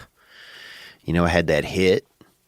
You know, I ate one meal outside by candlelight, by some cliffs, and this was out in the Hollywood Hills and by the cliffs, and you could even hear coyotes in the distance. I think it was coyotes. It could have been a bear with a flute, but it sounded like kind of a baritone flute, but it sounded like a coyote. And what else did we hear? What else did we eat? Not much else, man. Had a friend's birthday. That was pretty cool. What else did I do? Thinking about smoking. I'm going 2 days without smoking. Thinking about smoking, dude. Swear to God, bro. I would sack my own dick if I knew there was some nicotine in it. I saw Daddy's Home, too. I don't know if you've ever seen this movie. I didn't even know there was a first one. Apparently, Daddy's Home, again. It was nice to see Mel Gibson in a movie. I like Mel Gibson. My favorite movie of all time is The Patriot. And also, I like Sling Blade. I used to date a girl who had the same jawline as Sling Blade, as the man. And then I also like that movie, League of Their Own. You know, and some people want to talk smack, and I like Armageddon. You know, so I like some pretty bad movies. But you're also talking to a Goo Goo Dolls listener. You know, you're also talking to a guy who almost got molested in a bathroom at a Marilyn Manson show. You know. You're also talking to a guy who used to do steroids on the side of the interstate with a man that looked like Don Flamenco from Mike Tyson's Punch-Out, and who ended up being a homosexual gentleman. And I remember being over at his house, and he was crying about Princess Diana died, and I didn't know who Princess Diana was. I thought it was his dog. I thought he had a dog named Princess Diana, and I remember trying to be sad and supportive at the same time, offering to get a shovel, dude. I don't remember. We were high on marijuana. I do remember that. And but then years later, he was doing pills and drove into, I'll give you a second to guess, an embankment. So I don't know if you guessed that or not, but that's what was going on. I saw Daddy's Home too. It's good. enough. It's entertaining. It's way more entertaining than Flakes on a Train or whatever that was. Fucking train mystery with Johnny Depp. Orient Express, better than that. It's not, the directing was bad, but it's fun to see. It's fun to see Mel Gibson. Will Ferrell, always pretty good. It was what it was. It's one of those movies where it's like, they're packing it with stars, just to get you into the theater. It's kind of like one of those films that's just like the way it is nowadays, where you feel a little bit taken advantage of every time you go to the movies. That's how I feel. Every time I go, I'm like, why the fuck am I just coming back here? It's basically just to see a big screen, I feel like. I mean, I can't even remember. Actually, what's the movie, the British movie Dunkirk was the last really good movie that I thought I saw. But what else is going on, man? Oh, KFC. Now, KFC, and that stands for Kentucky Fried Chicken, they got that new fried chicken bath bomb. Think about that, boy. Think about getting clean. Think about getting clean and staying dirty at the same time. And this thing is you'll be finger licking clean, dude. It's a KFC bath bomb. So you put that bath bomb into the water, and suddenly your whole bathroom smells like KFC. Dude, you are floating. You're chicken soup at that point. So I think that's sexy, boy. Get you, invite a lady over, even if y'all just roll up your pant legs and stand in the tub with one of those going off. Somebody's going to pop a bit of an erection or a strong clitoris, and that can be truly beautiful. So they got them KFC bath bombs. If you always wanted to have that, that luxurious chicken feeling wrapped around your skin, if getting that chicken in your stomach isn't enough, you want to be fucking drowning in it, then you can do that now. Wait till somebody drowns in this shit. That's what's going to happen. Some schlubby muppet out there with 9 lips and, 0 diplomas, not even a GED, doesn't even own any, it doesn't even own a book. That's the people I'm over. You don't own a book, you're out. You're out. You're out. That's like, you got to at least every now and then you should have to you should have to do a book report. That's one thing they should still have us do as we get older. Do a book report. Oh, you haven't read a book in 9 years? Well, guess what? You're not allowed to leave your house anymore because people are over it. But I saw that Daddy's Home 2. They got the new KFC bath bomb. We got a new producer today helping us out. We're on this producer realm right now. This trial and error with the producers. So I'm grateful to that. Gentleman named Chris off the internet. So the internet's powerful, dude. You can get whatever you want off of there. Drugs, medium shirts. You can get that Canadian Viagra, make your legs sweat, son. But that stuff will give you that hitter, But these days, can you even have an erection anymore? When do they shut that down? You're not going to have no man is going to be able to fly on an airplane. Dude, is it just me or is every dude on an airplane erect? Also on a Greyhound bus. Sometime even on a tram. If I got to go from B to F at the Atlanta airport, I may pop that heat. You know what I'm saying? I may build my own upstairs between my legs, dude, made out of skin and blood. And wiener parts. Because there's something about that airplane. There's something about that tram, that jiggle in the machinery or something. Makes your body start to salute the universe with that bone. With that bone. That boner bone, And I'll tell this story. I've told this story before, but the first time the first time I saw another man really bring his boner to the attention of a group, that wasn't a pervert, was when we were in the hot tub at this boy's birthday party, Will the Thrill. And I've told this story before, but I'm going to tell it again, man, because sometimes you got to let it go. Let it go. Like, who's that Disney girl? Julia or something? I don't know what it is. Whatever.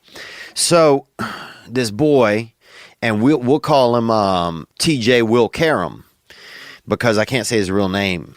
But this boy, TJ Will Karam, he was in a hot tub with us at a birthday because the boy had a birthday party. And at the party, they had a hot tub. And a hot tub, basically, in the South, it's basically like making soup out of your family. And it was in the front yard, and he had that hot tub. So we're all sitting in there feeling the joy of that hot tub. And that thing is just vibrating and, got the water and just really, we are just a little damn crock pot of friends. And Big Will Karam, this fella, and this boy was about 30 years old in the 7th grade or 6th grade. He had a full mustache. I think he had children. And this dude was still in school. And this back when they keep you in school forever, and then eventually they just made you a janitor if you never graduated from, whatever grade it was. We had 2 kids go from class to janitor while I was in school. This one black kid named Mr. Larry became a janitor, and one other boy. I don't remember who he was, though. He never said anything. So, and he wasn't deaf or, had sound issues. I guess he didn't have anything to say. He just wasn't real keen on whatever was going on around him.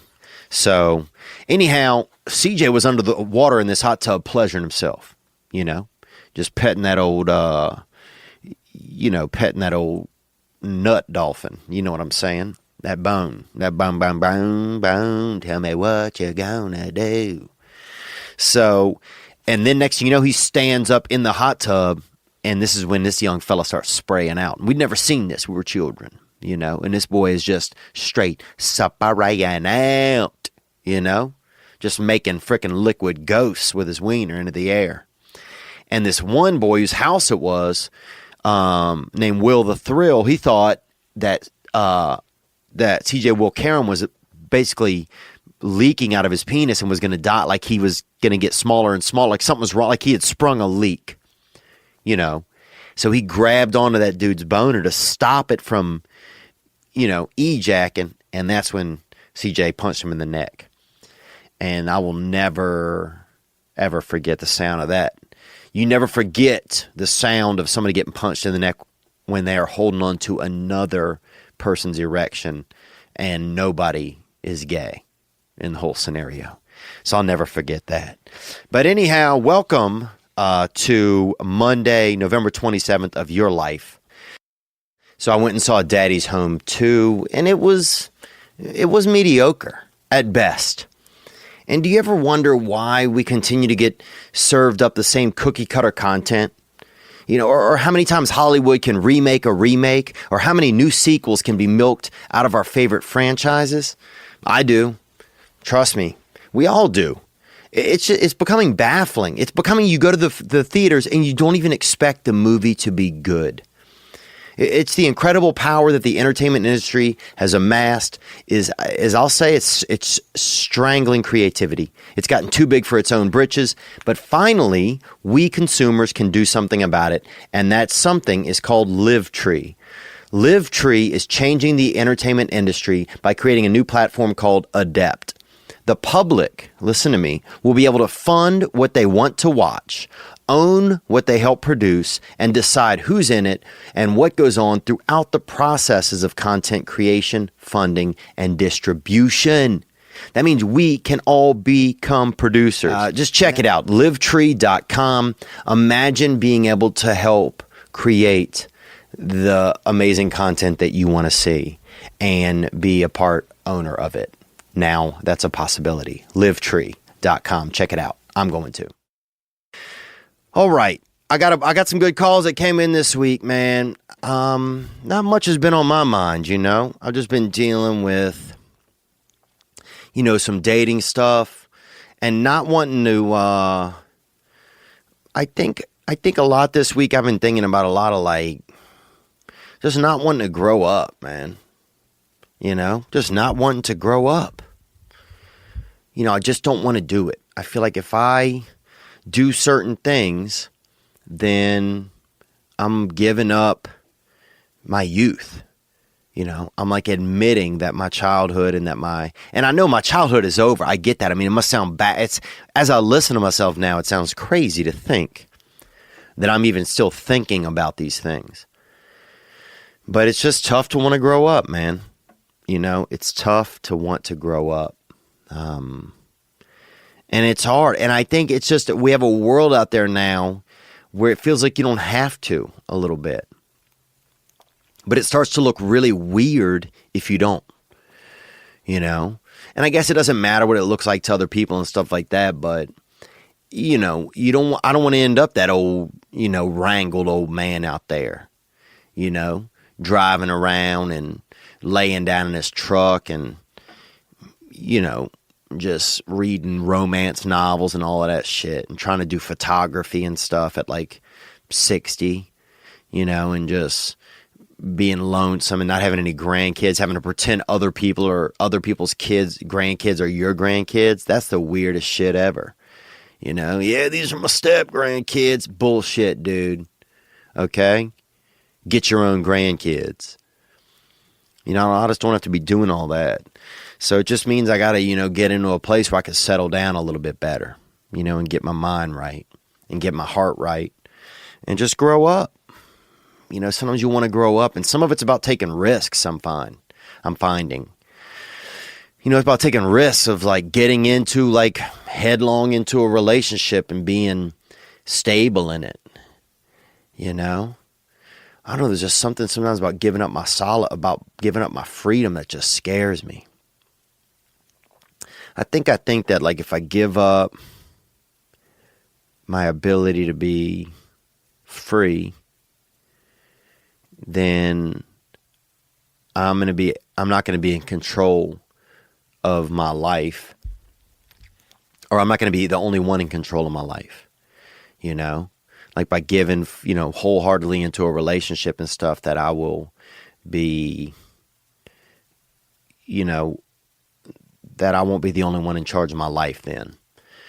And that I guess other times in my life when I did that, even times before I even knew I was doing it, you know, probably relationships from growing up as a child, that I guess it just didn't go well. And so I think there's like this innate part of me that's kind of scared to do that. But sometimes I guess that's the fear. When people say you just have to be brave and just go against the fear. You know, you just have to just know that something is scary and then still go do it. You know, and the tough part is just when it's something you've never done before, you know, or it's like, say, if you touched a fire when you were a baby or a child and it burned you, then you learn not to. But then as an adult, you know, there's these fires out there that they're okay to touch, you know, they're not necessarily bad, but we just still, you know, our skin and our insides and our psyche still remember some of the burns that we incurred, even before we knew what it meant to like reach out to a flame, or before we knew what a burn even was, you know? Because I think there are things that happen to us when we're so young, that we just, you know, that we don't remember, but that our insides do, you know, that our, you know, the parts of us do, you know. Anyhow, I don't want to get all deep, you know, into that kind of stuff, but that's just some stuff that's been on my mind, man. Is just, you know, being okay with growing up, you know, and a lot of that is, you know, settling down. You know, I've spent my money over the years investing in different, you know, real estate projects and things like that here and there. And part of me doesn't, you know, it's like, yeah, I could get a house, but it's like, do I want to do that? You know, because all those things, get a dog, you know, have a live-in girlfriend where maybe she leaves her bra or something in the hallway, or it falls out of the laundry basket. And then you got a dang brassiere in the hallway, you know, and those types of things. I just don't, and you have plants and you get plants and everything together. I don't know if I'm fucking shopping for damn basil with somebody. You know, I'm not going to be I'm not going to be, you know, I'm not going half in on a damn bougainvillea with a woman. You know, I just don't know if I'm doing that. But I think you have to do those things to evolve. Because I do start to find that I find myself spinning in some of the same circles. And they're not bad circles. They're just comfortable circles. And if I stay comfortable, then I fear that I won't get to see everything that the world has to offer or get to feel it, you know? And some of those things include, you know, having, you know, grandchildren when I'm older, you know, because first you have to have your own children. You can't magically just get grandchildren, dude, unless you're a pervert or a kidnapper. You can't just show up with fucking grandchildren if you never had children. Nobody's going to believe that shit. You know? Some things people will believe. I got a hip replacement.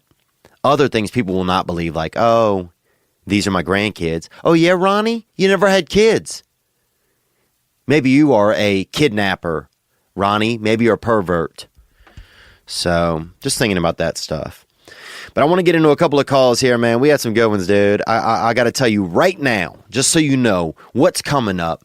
I had somebody take me to task saying that I'm generalizing black people. So we're going to get into that. I had somebody that say they been pleasuring themselves near they share a room with an animal, and they're dealing with some of that. You know, how do you deal with self pleasure if you share a room with an animal? We finally got our animal activist. We got a man out there, you know, our own little Dr. Doolittle, and I've been hitting him up. He hit the hotline, which is 985-664-9503. This beautiful, sweet gentleman, I think he sounded a little bit Norwegian, but he could be something else. He hit the hotline, and he had to choke out a swan. So he called in about choking out a swan. We got some callers that called in about dating and recovery, being blackout drunk, and a couple of other issues. And then we got a topic for next week. We're going to get into all that right now. First, this gentleman. This gentleman called in from Portland, and he had some thoughts. Let's hear him. Yo, this is Taryn from Portland, Oregon, man.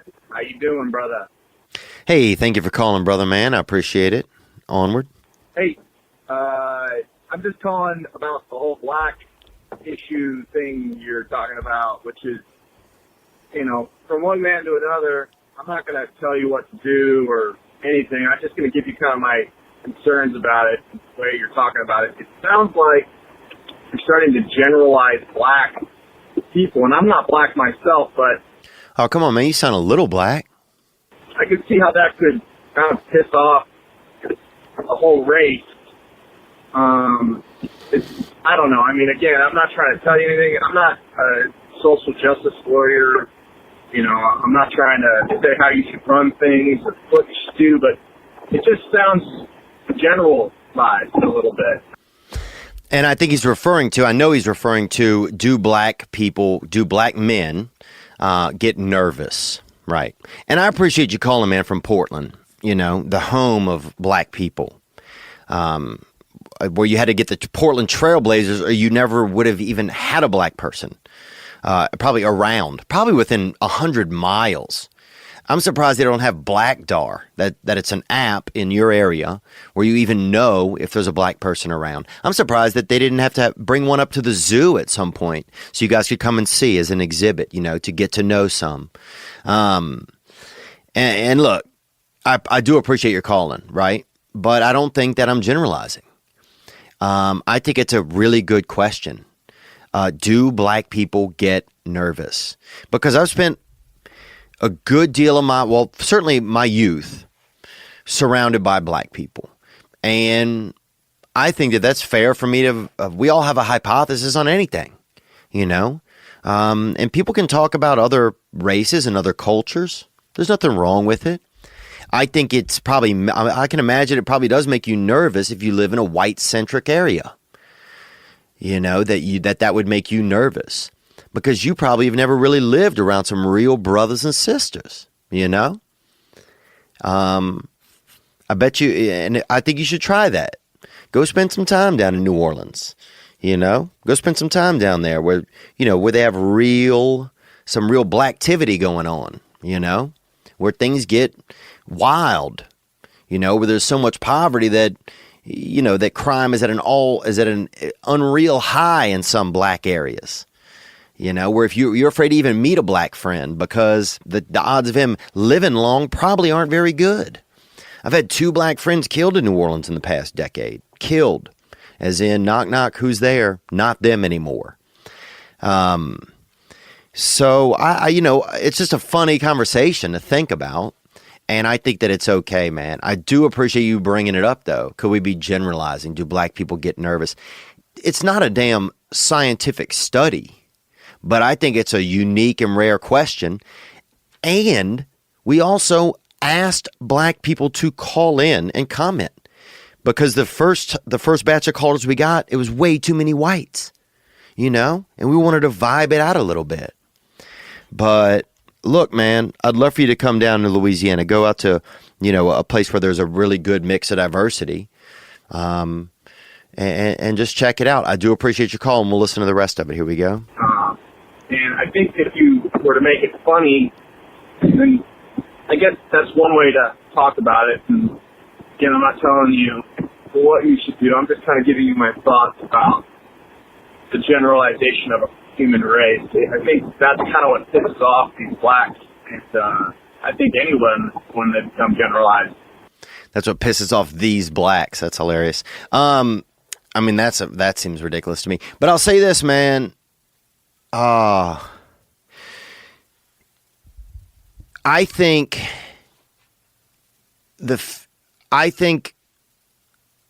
someone who has no real comfort around a culture is somebody that I think thinks everything of anytime you bring up something about them, that it's generalizing, or it's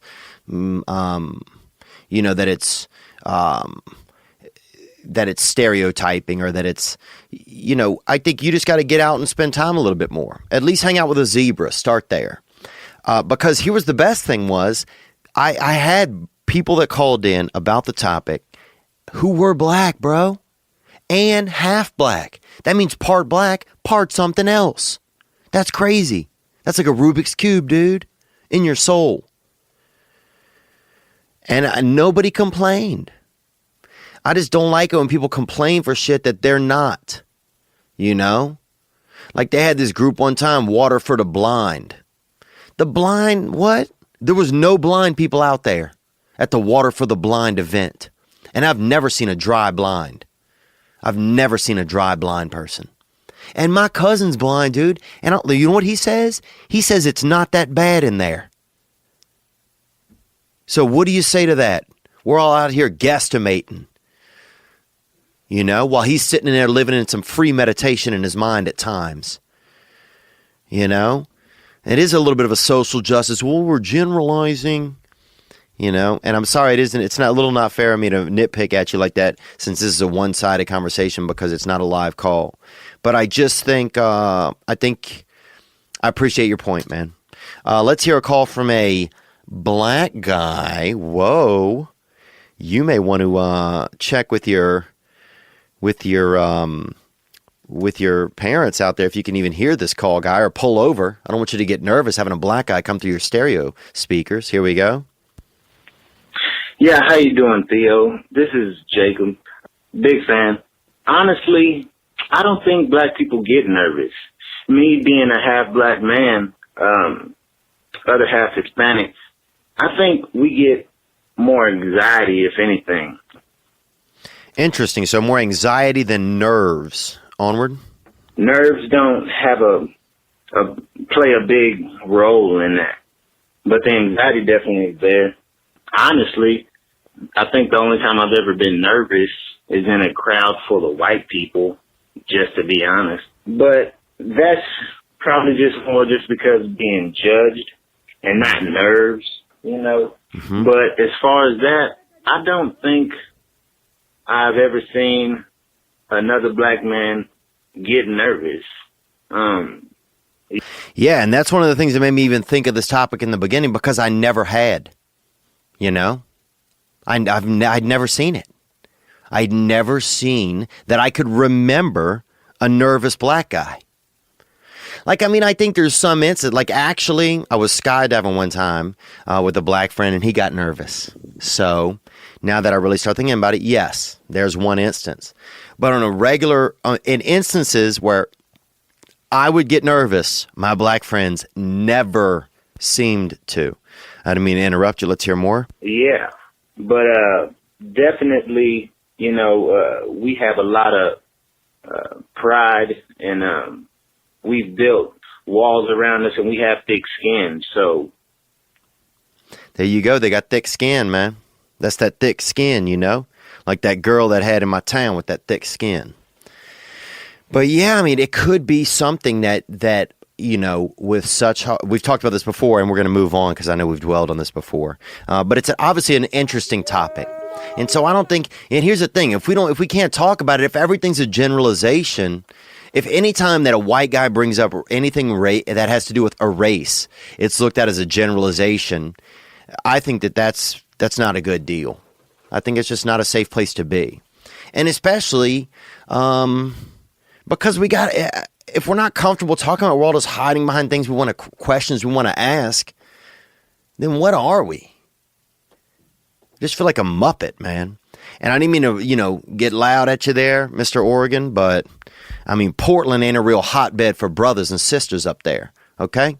I don't see you guys, you know, won't you guys build a tunnel from there to East St. Louis and help out some of the impoverished over there? You know, y'all living out there in a real safe zone, clean water. How about that clean water y'all drinking? Y'all up there sipping it, you know, being white as hell. Anyhow, we got some good topics, man, and this is a question. Let's take this next call. And, man, I guess I got under my skin a little bit. I don't know why. Now, I guess it got under my skin because I just don't think that's generalizing, man.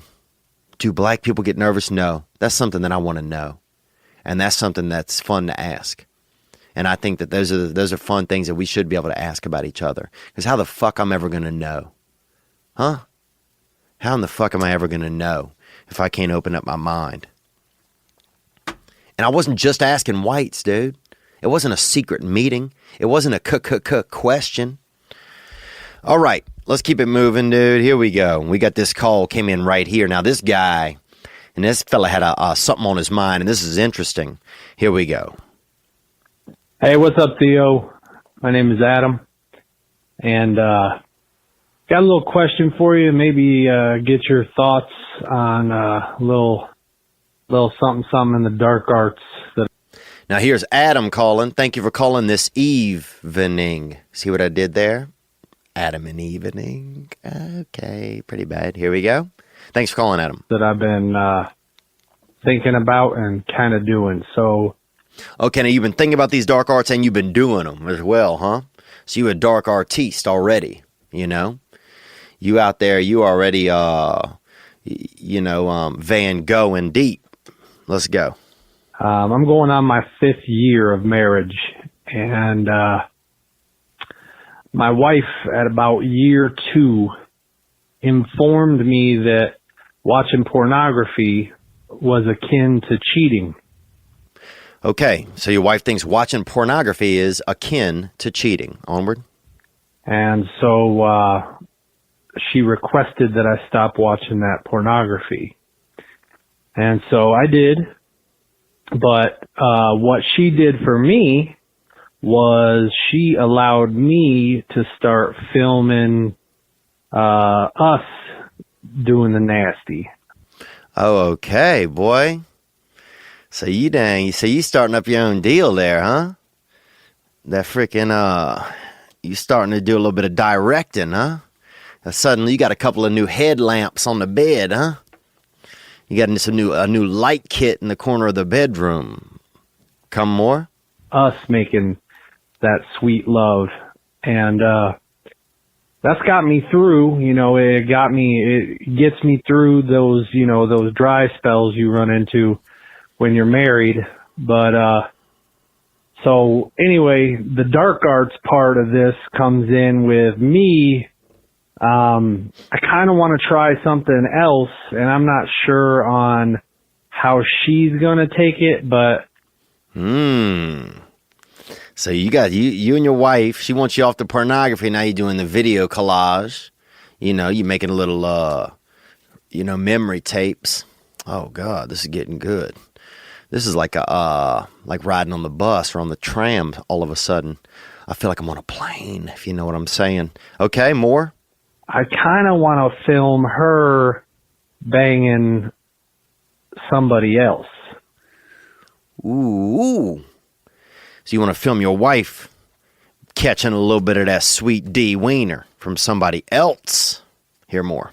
That may sound weird to some people. It may sound, them jealous types, they wouldn't get into something like that. But I've been thinking about it a lot, man. And, even sometimes when my wife is doing nasty things to me, I kind of, in my head, start thinking like I'm somebody else, like she's doing it to somebody else. And it kind of flips my switch.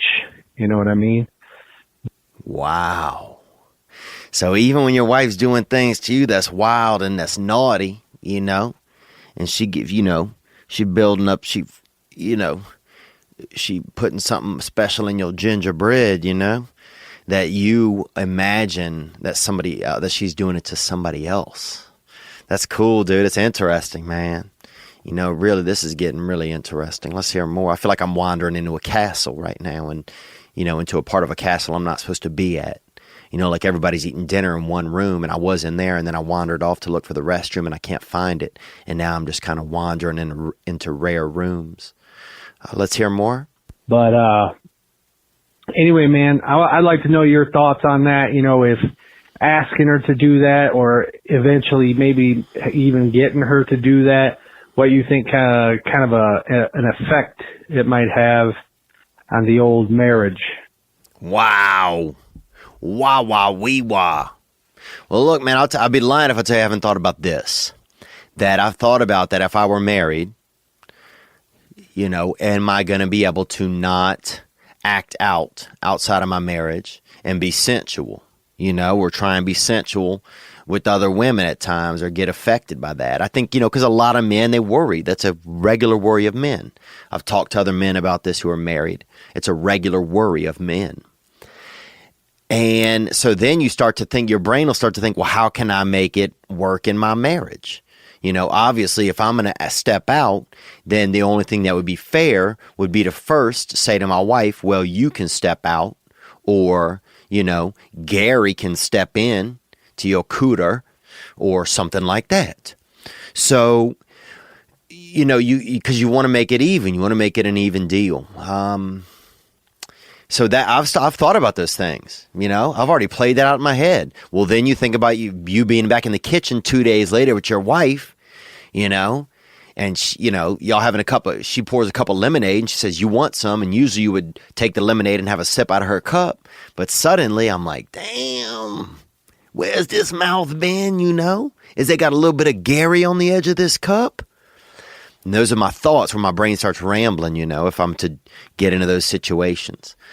So that's wild.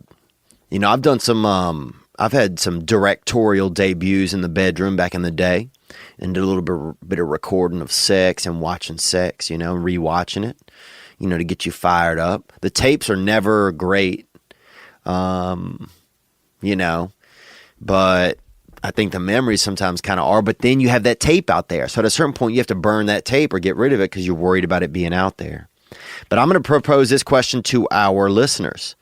What do you think? It's a two-parter, and you can answer just one part if you want, because I don't really have the best information for you because I'm not married and I haven't been in that situation.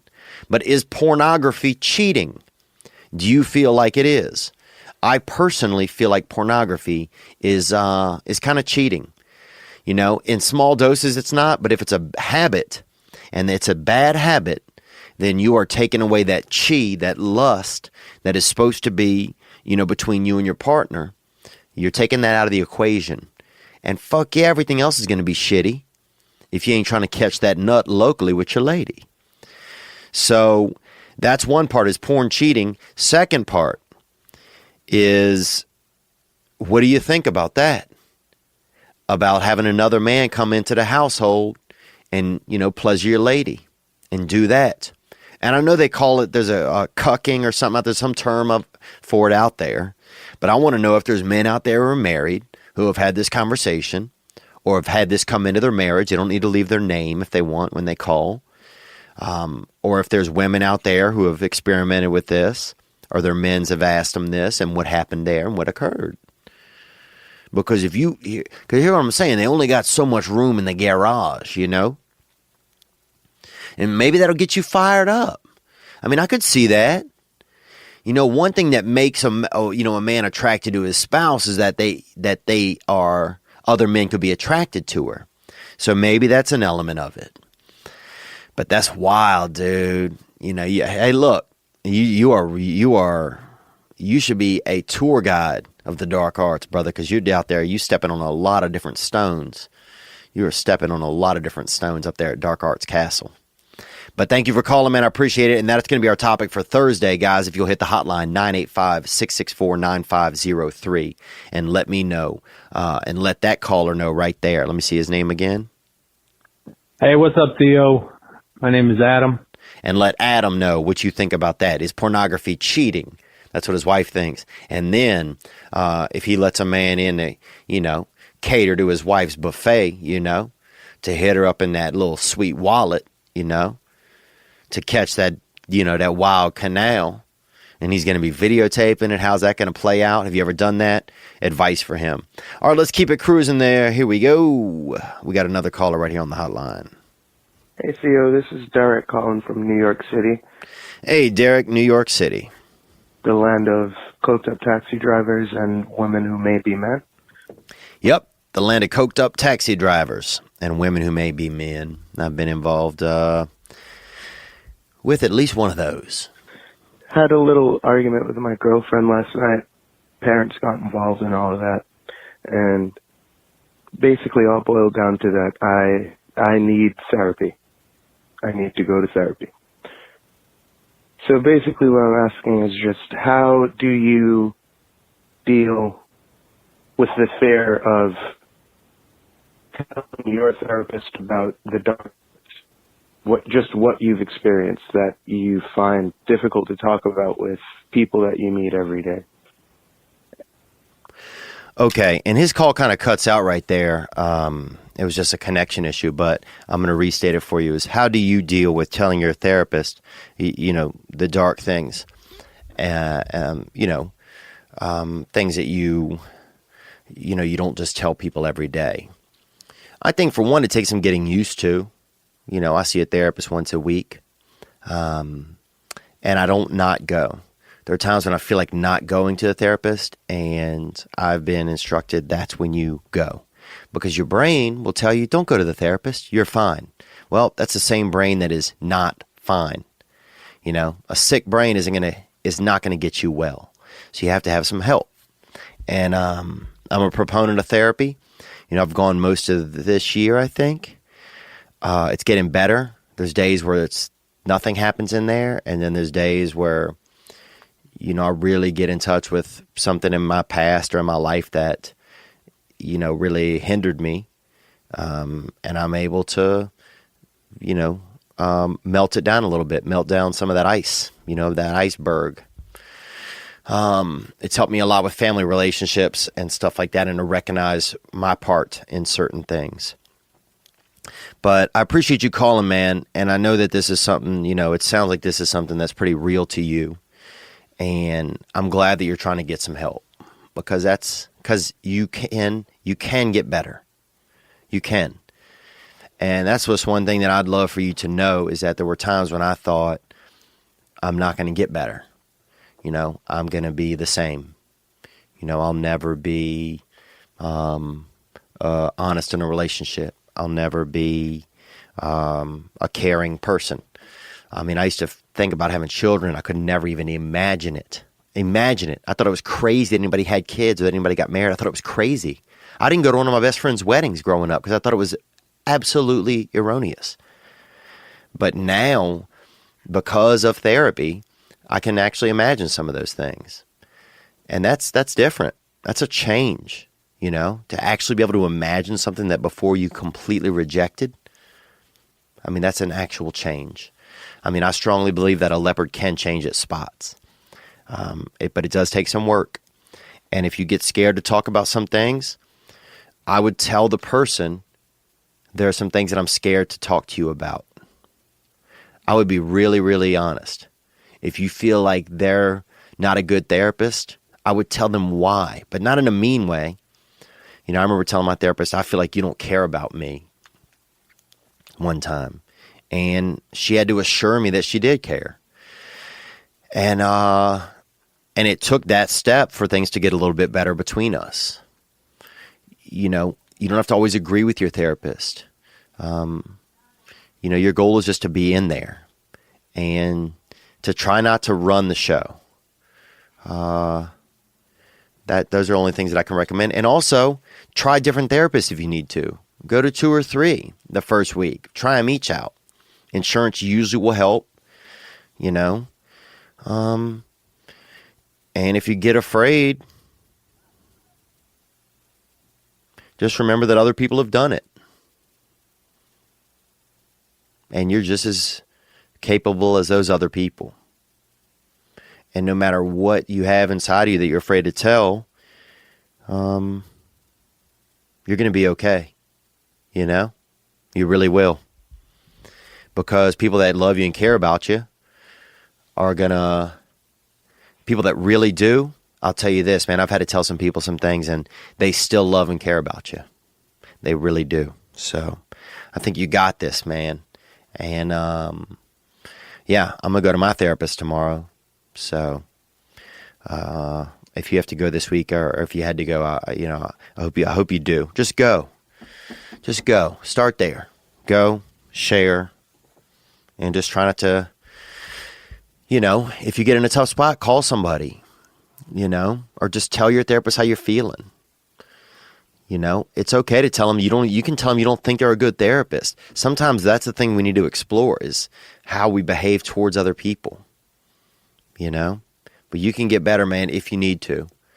And give it a shot. I'm proud of you, bro. Keep your head up. All right, let's cruise some more. And thank you for calling.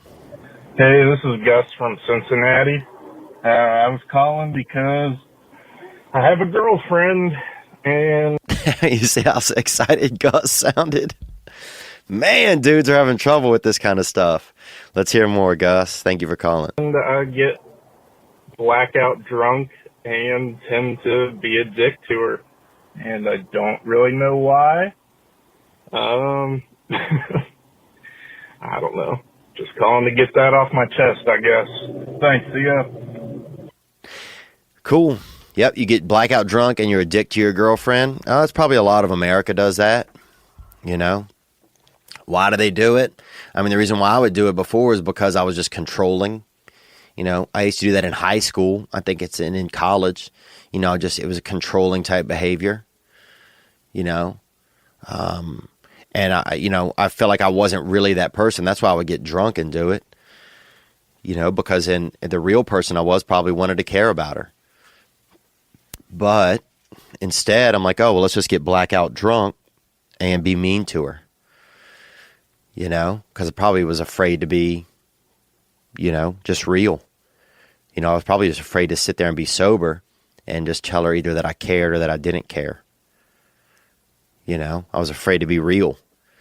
You know, it's easy to just get drunk and do whatever. Then it's not even your responsibility. Oh, I was drunk. Well, go out with her one night sober. See how you feel. Do you even like her? Do you like being around her? You know, do you love her? Fuck, maybe you love her, dude. That could be scary. You know, see how you treat her whenever you're not drinking. I think that's probably a better barometer of how you really feel about her. You know, and maybe if you're able to share some of the ways you feel about her and it gets some of that, you know, confusion out of you, then maybe you won't even be, you know, getting drunk and being rude to her. Those are just some thoughts that I have. You know, I never really liked getting blackout drunk. And I never even really did it, actually. I mean, I would get pretty drunk, and then I would wet the bed. And that, at a certain point, you kind of quit doing that because you just don't want to change your sheets anymore. So, but you know what I'm saying? Gang, boy. Keep it together, man. I appreciate you calling. And if you find yourself getting blackout drunk a lot, because blackout drunk is a real thing, maybe check out an AA meeting. You know? I'm not saying AA is for you. Only you know that. But I'll tell you this, dude. If you still getting blackout drunk a year from now and yelling at your girlfriend, I don't see how that ends well overall. You might end up on an episode of Dateline NBC. I'm Lester Holt. And this is, murder, blackout, and blackout and bludgeoned in Seattle or whatever. All right, let's take another call. Thank you for your call. Theo Von. What's happening, my man? The Vonimal, baby. You know what I'm saying? That's the worst nickname. The Vonimal. I have a friend named Ronnie Shipp, and he was in that O.J. Simpson documentary. And he was the kind of light-skinned black man who was a police officer back in the day who was friends with O.J. And the only person that only friend of O.J.'s that testified against him during his first trial. And his name is Ron, and we call him the Ronimal. And I love that name, dude. Onward. It is CJ from Dallas calling. Hey, CJ, and hey, Dallas. I love Dallas, man. I love Dallas, Texas. Everything's big down there. And a big fan for a fucking while now, man. Anyways, here's my thing. I'm 22, and I go to university, and I'm seeing this new girl. I'm out of a 2.5-year relationship, and been seeing this girl for about a week and a half, 2 weeks. Things, great connection, man. This girl, I swear to God, she's out of my league. Wow, congratulations, man. Maybe she's not out of your league, man. Maybe you just didn't recognize what league you were in, you know? But I'm glad to know that you have somebody that you're interested in. That feels good. Let's hear more. But she's smart. She's super sexy. She's a sweetheart, and we connect really well. With that being said, Theo, I mentioned this to you when I saw you. I'm in recovery. I was an addict. I was addicted to opiates for 2 years, namely heroin. And I'm calling to ask, what is your opinion on sharing that information with someone new that you're seeing? A part of me doesn't want to mention it, tell her at all, ever.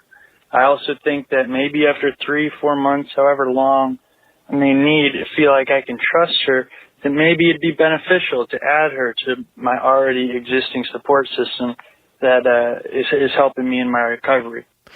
Wow, man, I appreciate it, man. I appreciate this call. Yeah. You know, it sounds like you got one on the hook. You got a live one.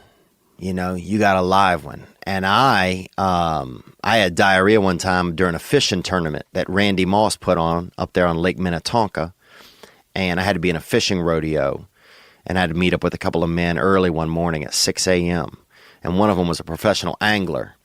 And I don't know if you've ever held that diarrhea in your body for 5 hours on a bass boat, but no way that man was a more professional angler than I was by the end of that day. I mean, dude, we had a couple in the live well at the end of that day, live fish. I probably had 2,000 in the live well of my body. So praise God. But I'm going to say this to you, man. Congratulations on your sobriety. Congratulations on sticking with your recovery and staying steadfast. That's cool, dude. Getting off heroin. I can't even imagine that. I can't even imagine that. Because one, heroin seems awesome. And two, I just hear that it's a really, really tough thing to kick. So kudos to you finding love in your life. That could be something you probably never thought would happen to you before. You know, but I'll say this to you, man. I didn't know what to answer here, so I texted a friend of mine who's in the program who's been in longer than me, because that's something that I learned through my own recovery. And this was his answer, because that's one thing that I learned about in my 12-step program, is that if I don't know, then I ask somebody who has more experience than me. And because otherwise I'll just make a choice that's ill-advised. And this was his quote, man. So I'm just going to read it to you. If he's planning to just fuck, then don't tell her. If you think the person is special, then right away, in my opinion. That's what my friend said. He said it's only his opinion now, because there are no rules to this. Also, use your intuition. You can also pray for guidance and let it go. Your voice sounds like you have some clarity in some of your in who you are. I know that's speculation, but let's be honest, dude. It sounds pretty clear. So I think you probably can trust your instincts. Always let go and leave it in God's hands if you don't know what to do. You know, that's a serenity prayer. We know that. And one more nugget. The foundation of a relationship is built on trust. Someone tells me up front that they are in recovery and working on being the best version of oneself. That goes a long way. If it's kept from me until later, then that could be a little bit fishy. Be upfront and let go, because that's a heavy yoke. Again, that's only an opinion. But I second, that's my buddy Bill, and I second that opinion, man. I second it, Trust your instincts. Feel it out. Don't feel the pressure to tell her, because sometimes you can, start the own avalanche on your side and suddenly you have to. But, feel it out. See how it's going. Go on another date or two. If she isn't pressuring you or anything, sometimes I say I go to a men's group. That's what I say. I don't even say AA. I say I go to a men's group, because being around other successful, healthy men is only going to make me a successful and healthy man. That's what I say sometimes. But it's a cool spot to be in. It's a cool spot to be in, dude. You got a little sobriety on one arm. You got a little dime piece on the other, boy. And let me tell you this, even if it doesn't work out with her, dude, I have a feeling you have great things in store for your future. I really believe that. Thank you for your call, man. You get out there and hug that lady, hug that swan. Speaking of hugging a swan, you like that segue? My boy, Big Bo Dralt, is out there, and he called, this is the animal rights activist, or not even an activist, just animal activist. This dude's out there fucking with animals. And he worked with animals out there, checking animals and feeling animal eggs and stuff in the wilderness and in the wild, out there, out there on Mother Nature's backstrap. He's out there feeling around, up around Mother Nature's clavicle, and he got an issue with a swan. Let's hear it out. Here we go. Thank you for calling, brother. Hey, Theo. Oh, yeah. This is your animal man calling to share that story about having to choke out that swan up in Alaska. Animal man. Thanks for calling, Animal man. Let's go more. It was a survival situation. Oh, it's a survival situation every time you have to choke out a swan, bruh. You know what I'm saying? The only people ever to do it, I think, are you and Billy Madison. Let's hear more. Not a hostage situation.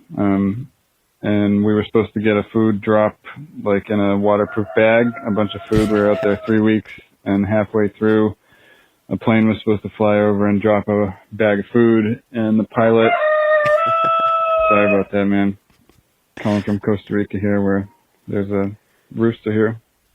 Damn, boy, you got cock in the back, son. Onward, thank you for this call. This is interesting. So you're supposed to get a food drop. And now a food drop, that's when you have a plane that's dropping off food. That's simple. Basically is what it says. Onward. Doing his thing.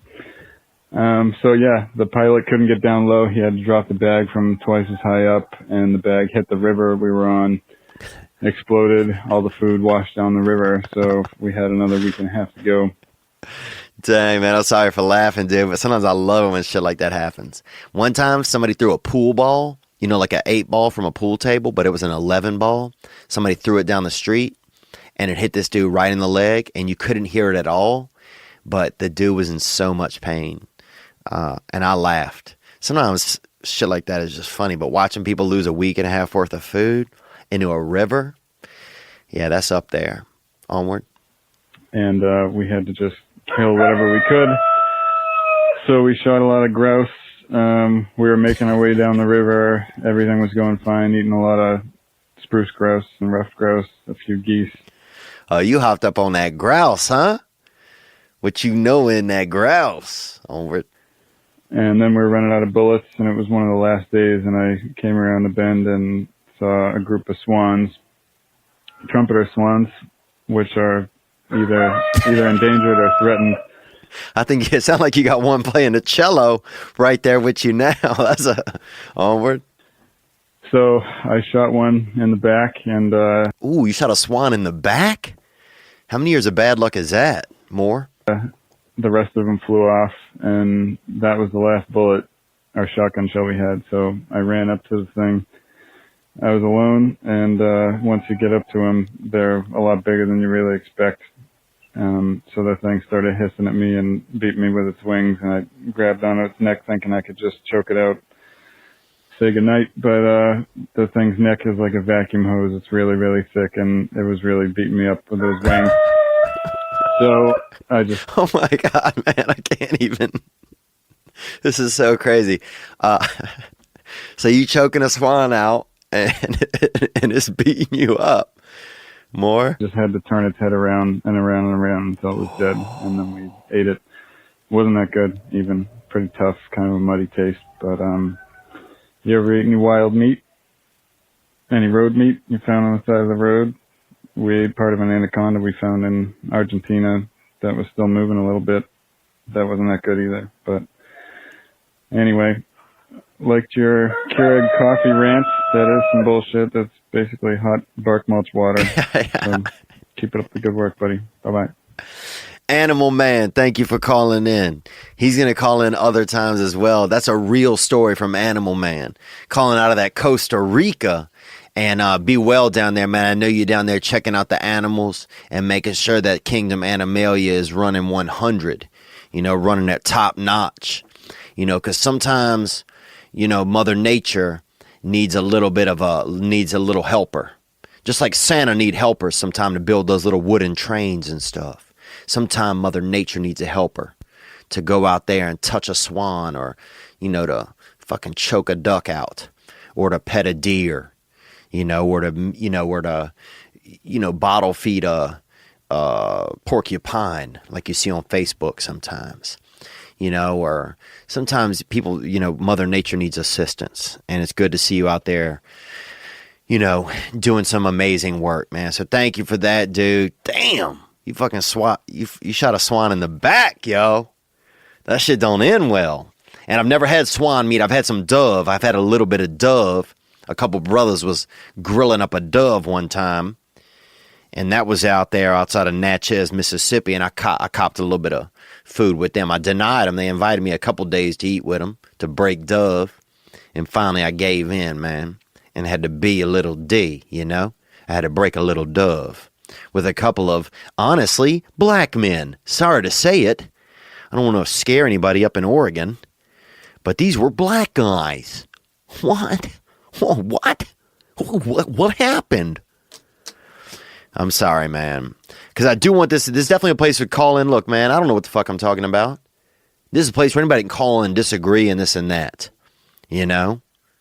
But don't tell me what air is like if you only lived in water. You know? That's my thing. You know, so I'd love to hear if you got thoughts on that. You guys let me know on that too. Am I being ridiculous? Am I generalizing? Maybe I am generalizing. Maybe I live in a time that doesn't even exist anymore in my brain, where a man can say something without thinking like everything he says is wrong. We're taking one last call here. We're going to stick on this animal topic. It's been a fun episode, man. It's been cruising. 985-664-9503 is the hotline. You can hit it. And I want you guys to hit it by Wednesday. We'll be putting together the episode Wednesday evening for Is Porn Cheating?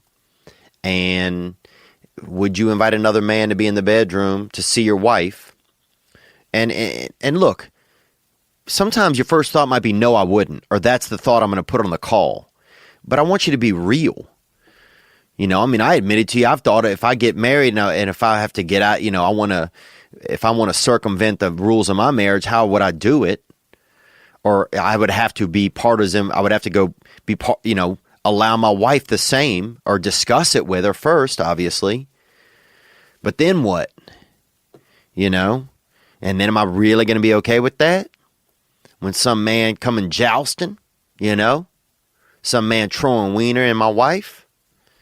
So it makes you wonder.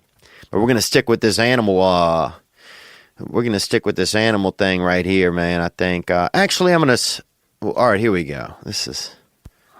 Hey, Theo. My name is John. I'm from Northern California, but I just moved up here to Washington. Oh, John from Northern California up to Washington. In the middle of nowhere.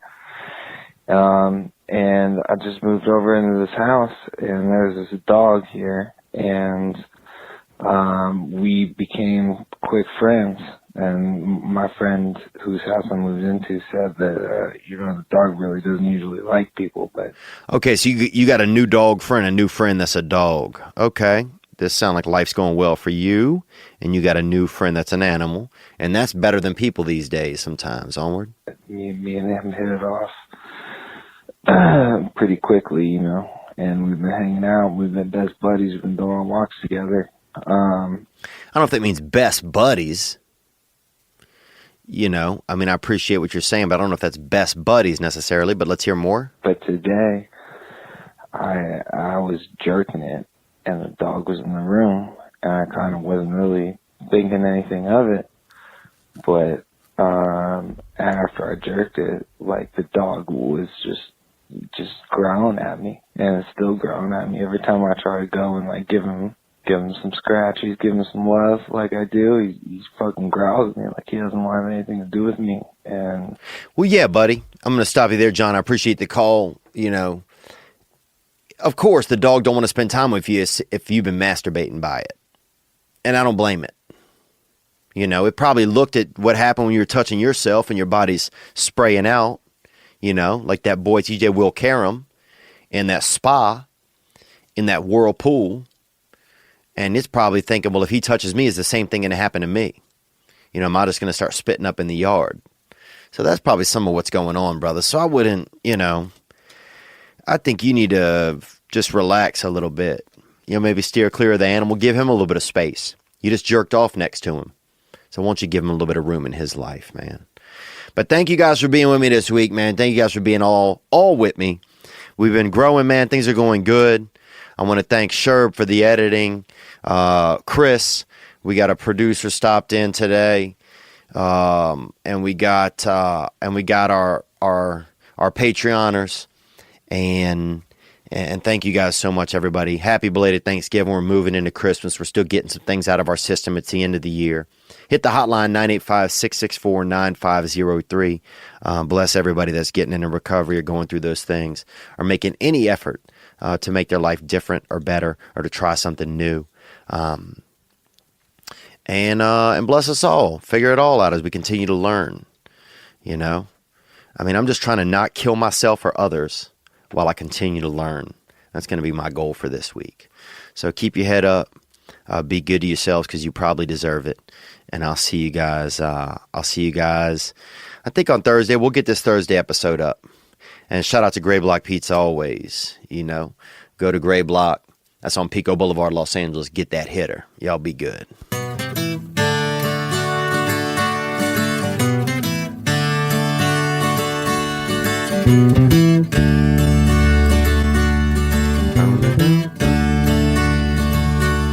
Celebrate living, celebrate misery.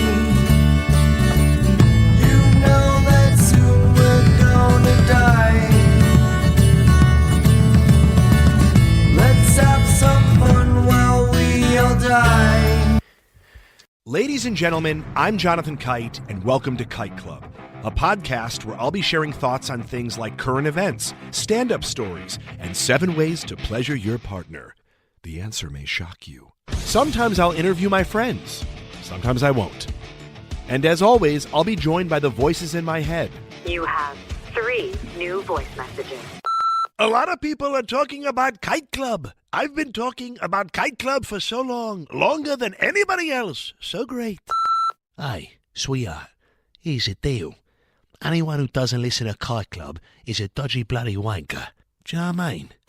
Hi, I'll take a quarter pounder with cheese and a McFlurry. Sorry, sir, but our ice cream machine is broken. No!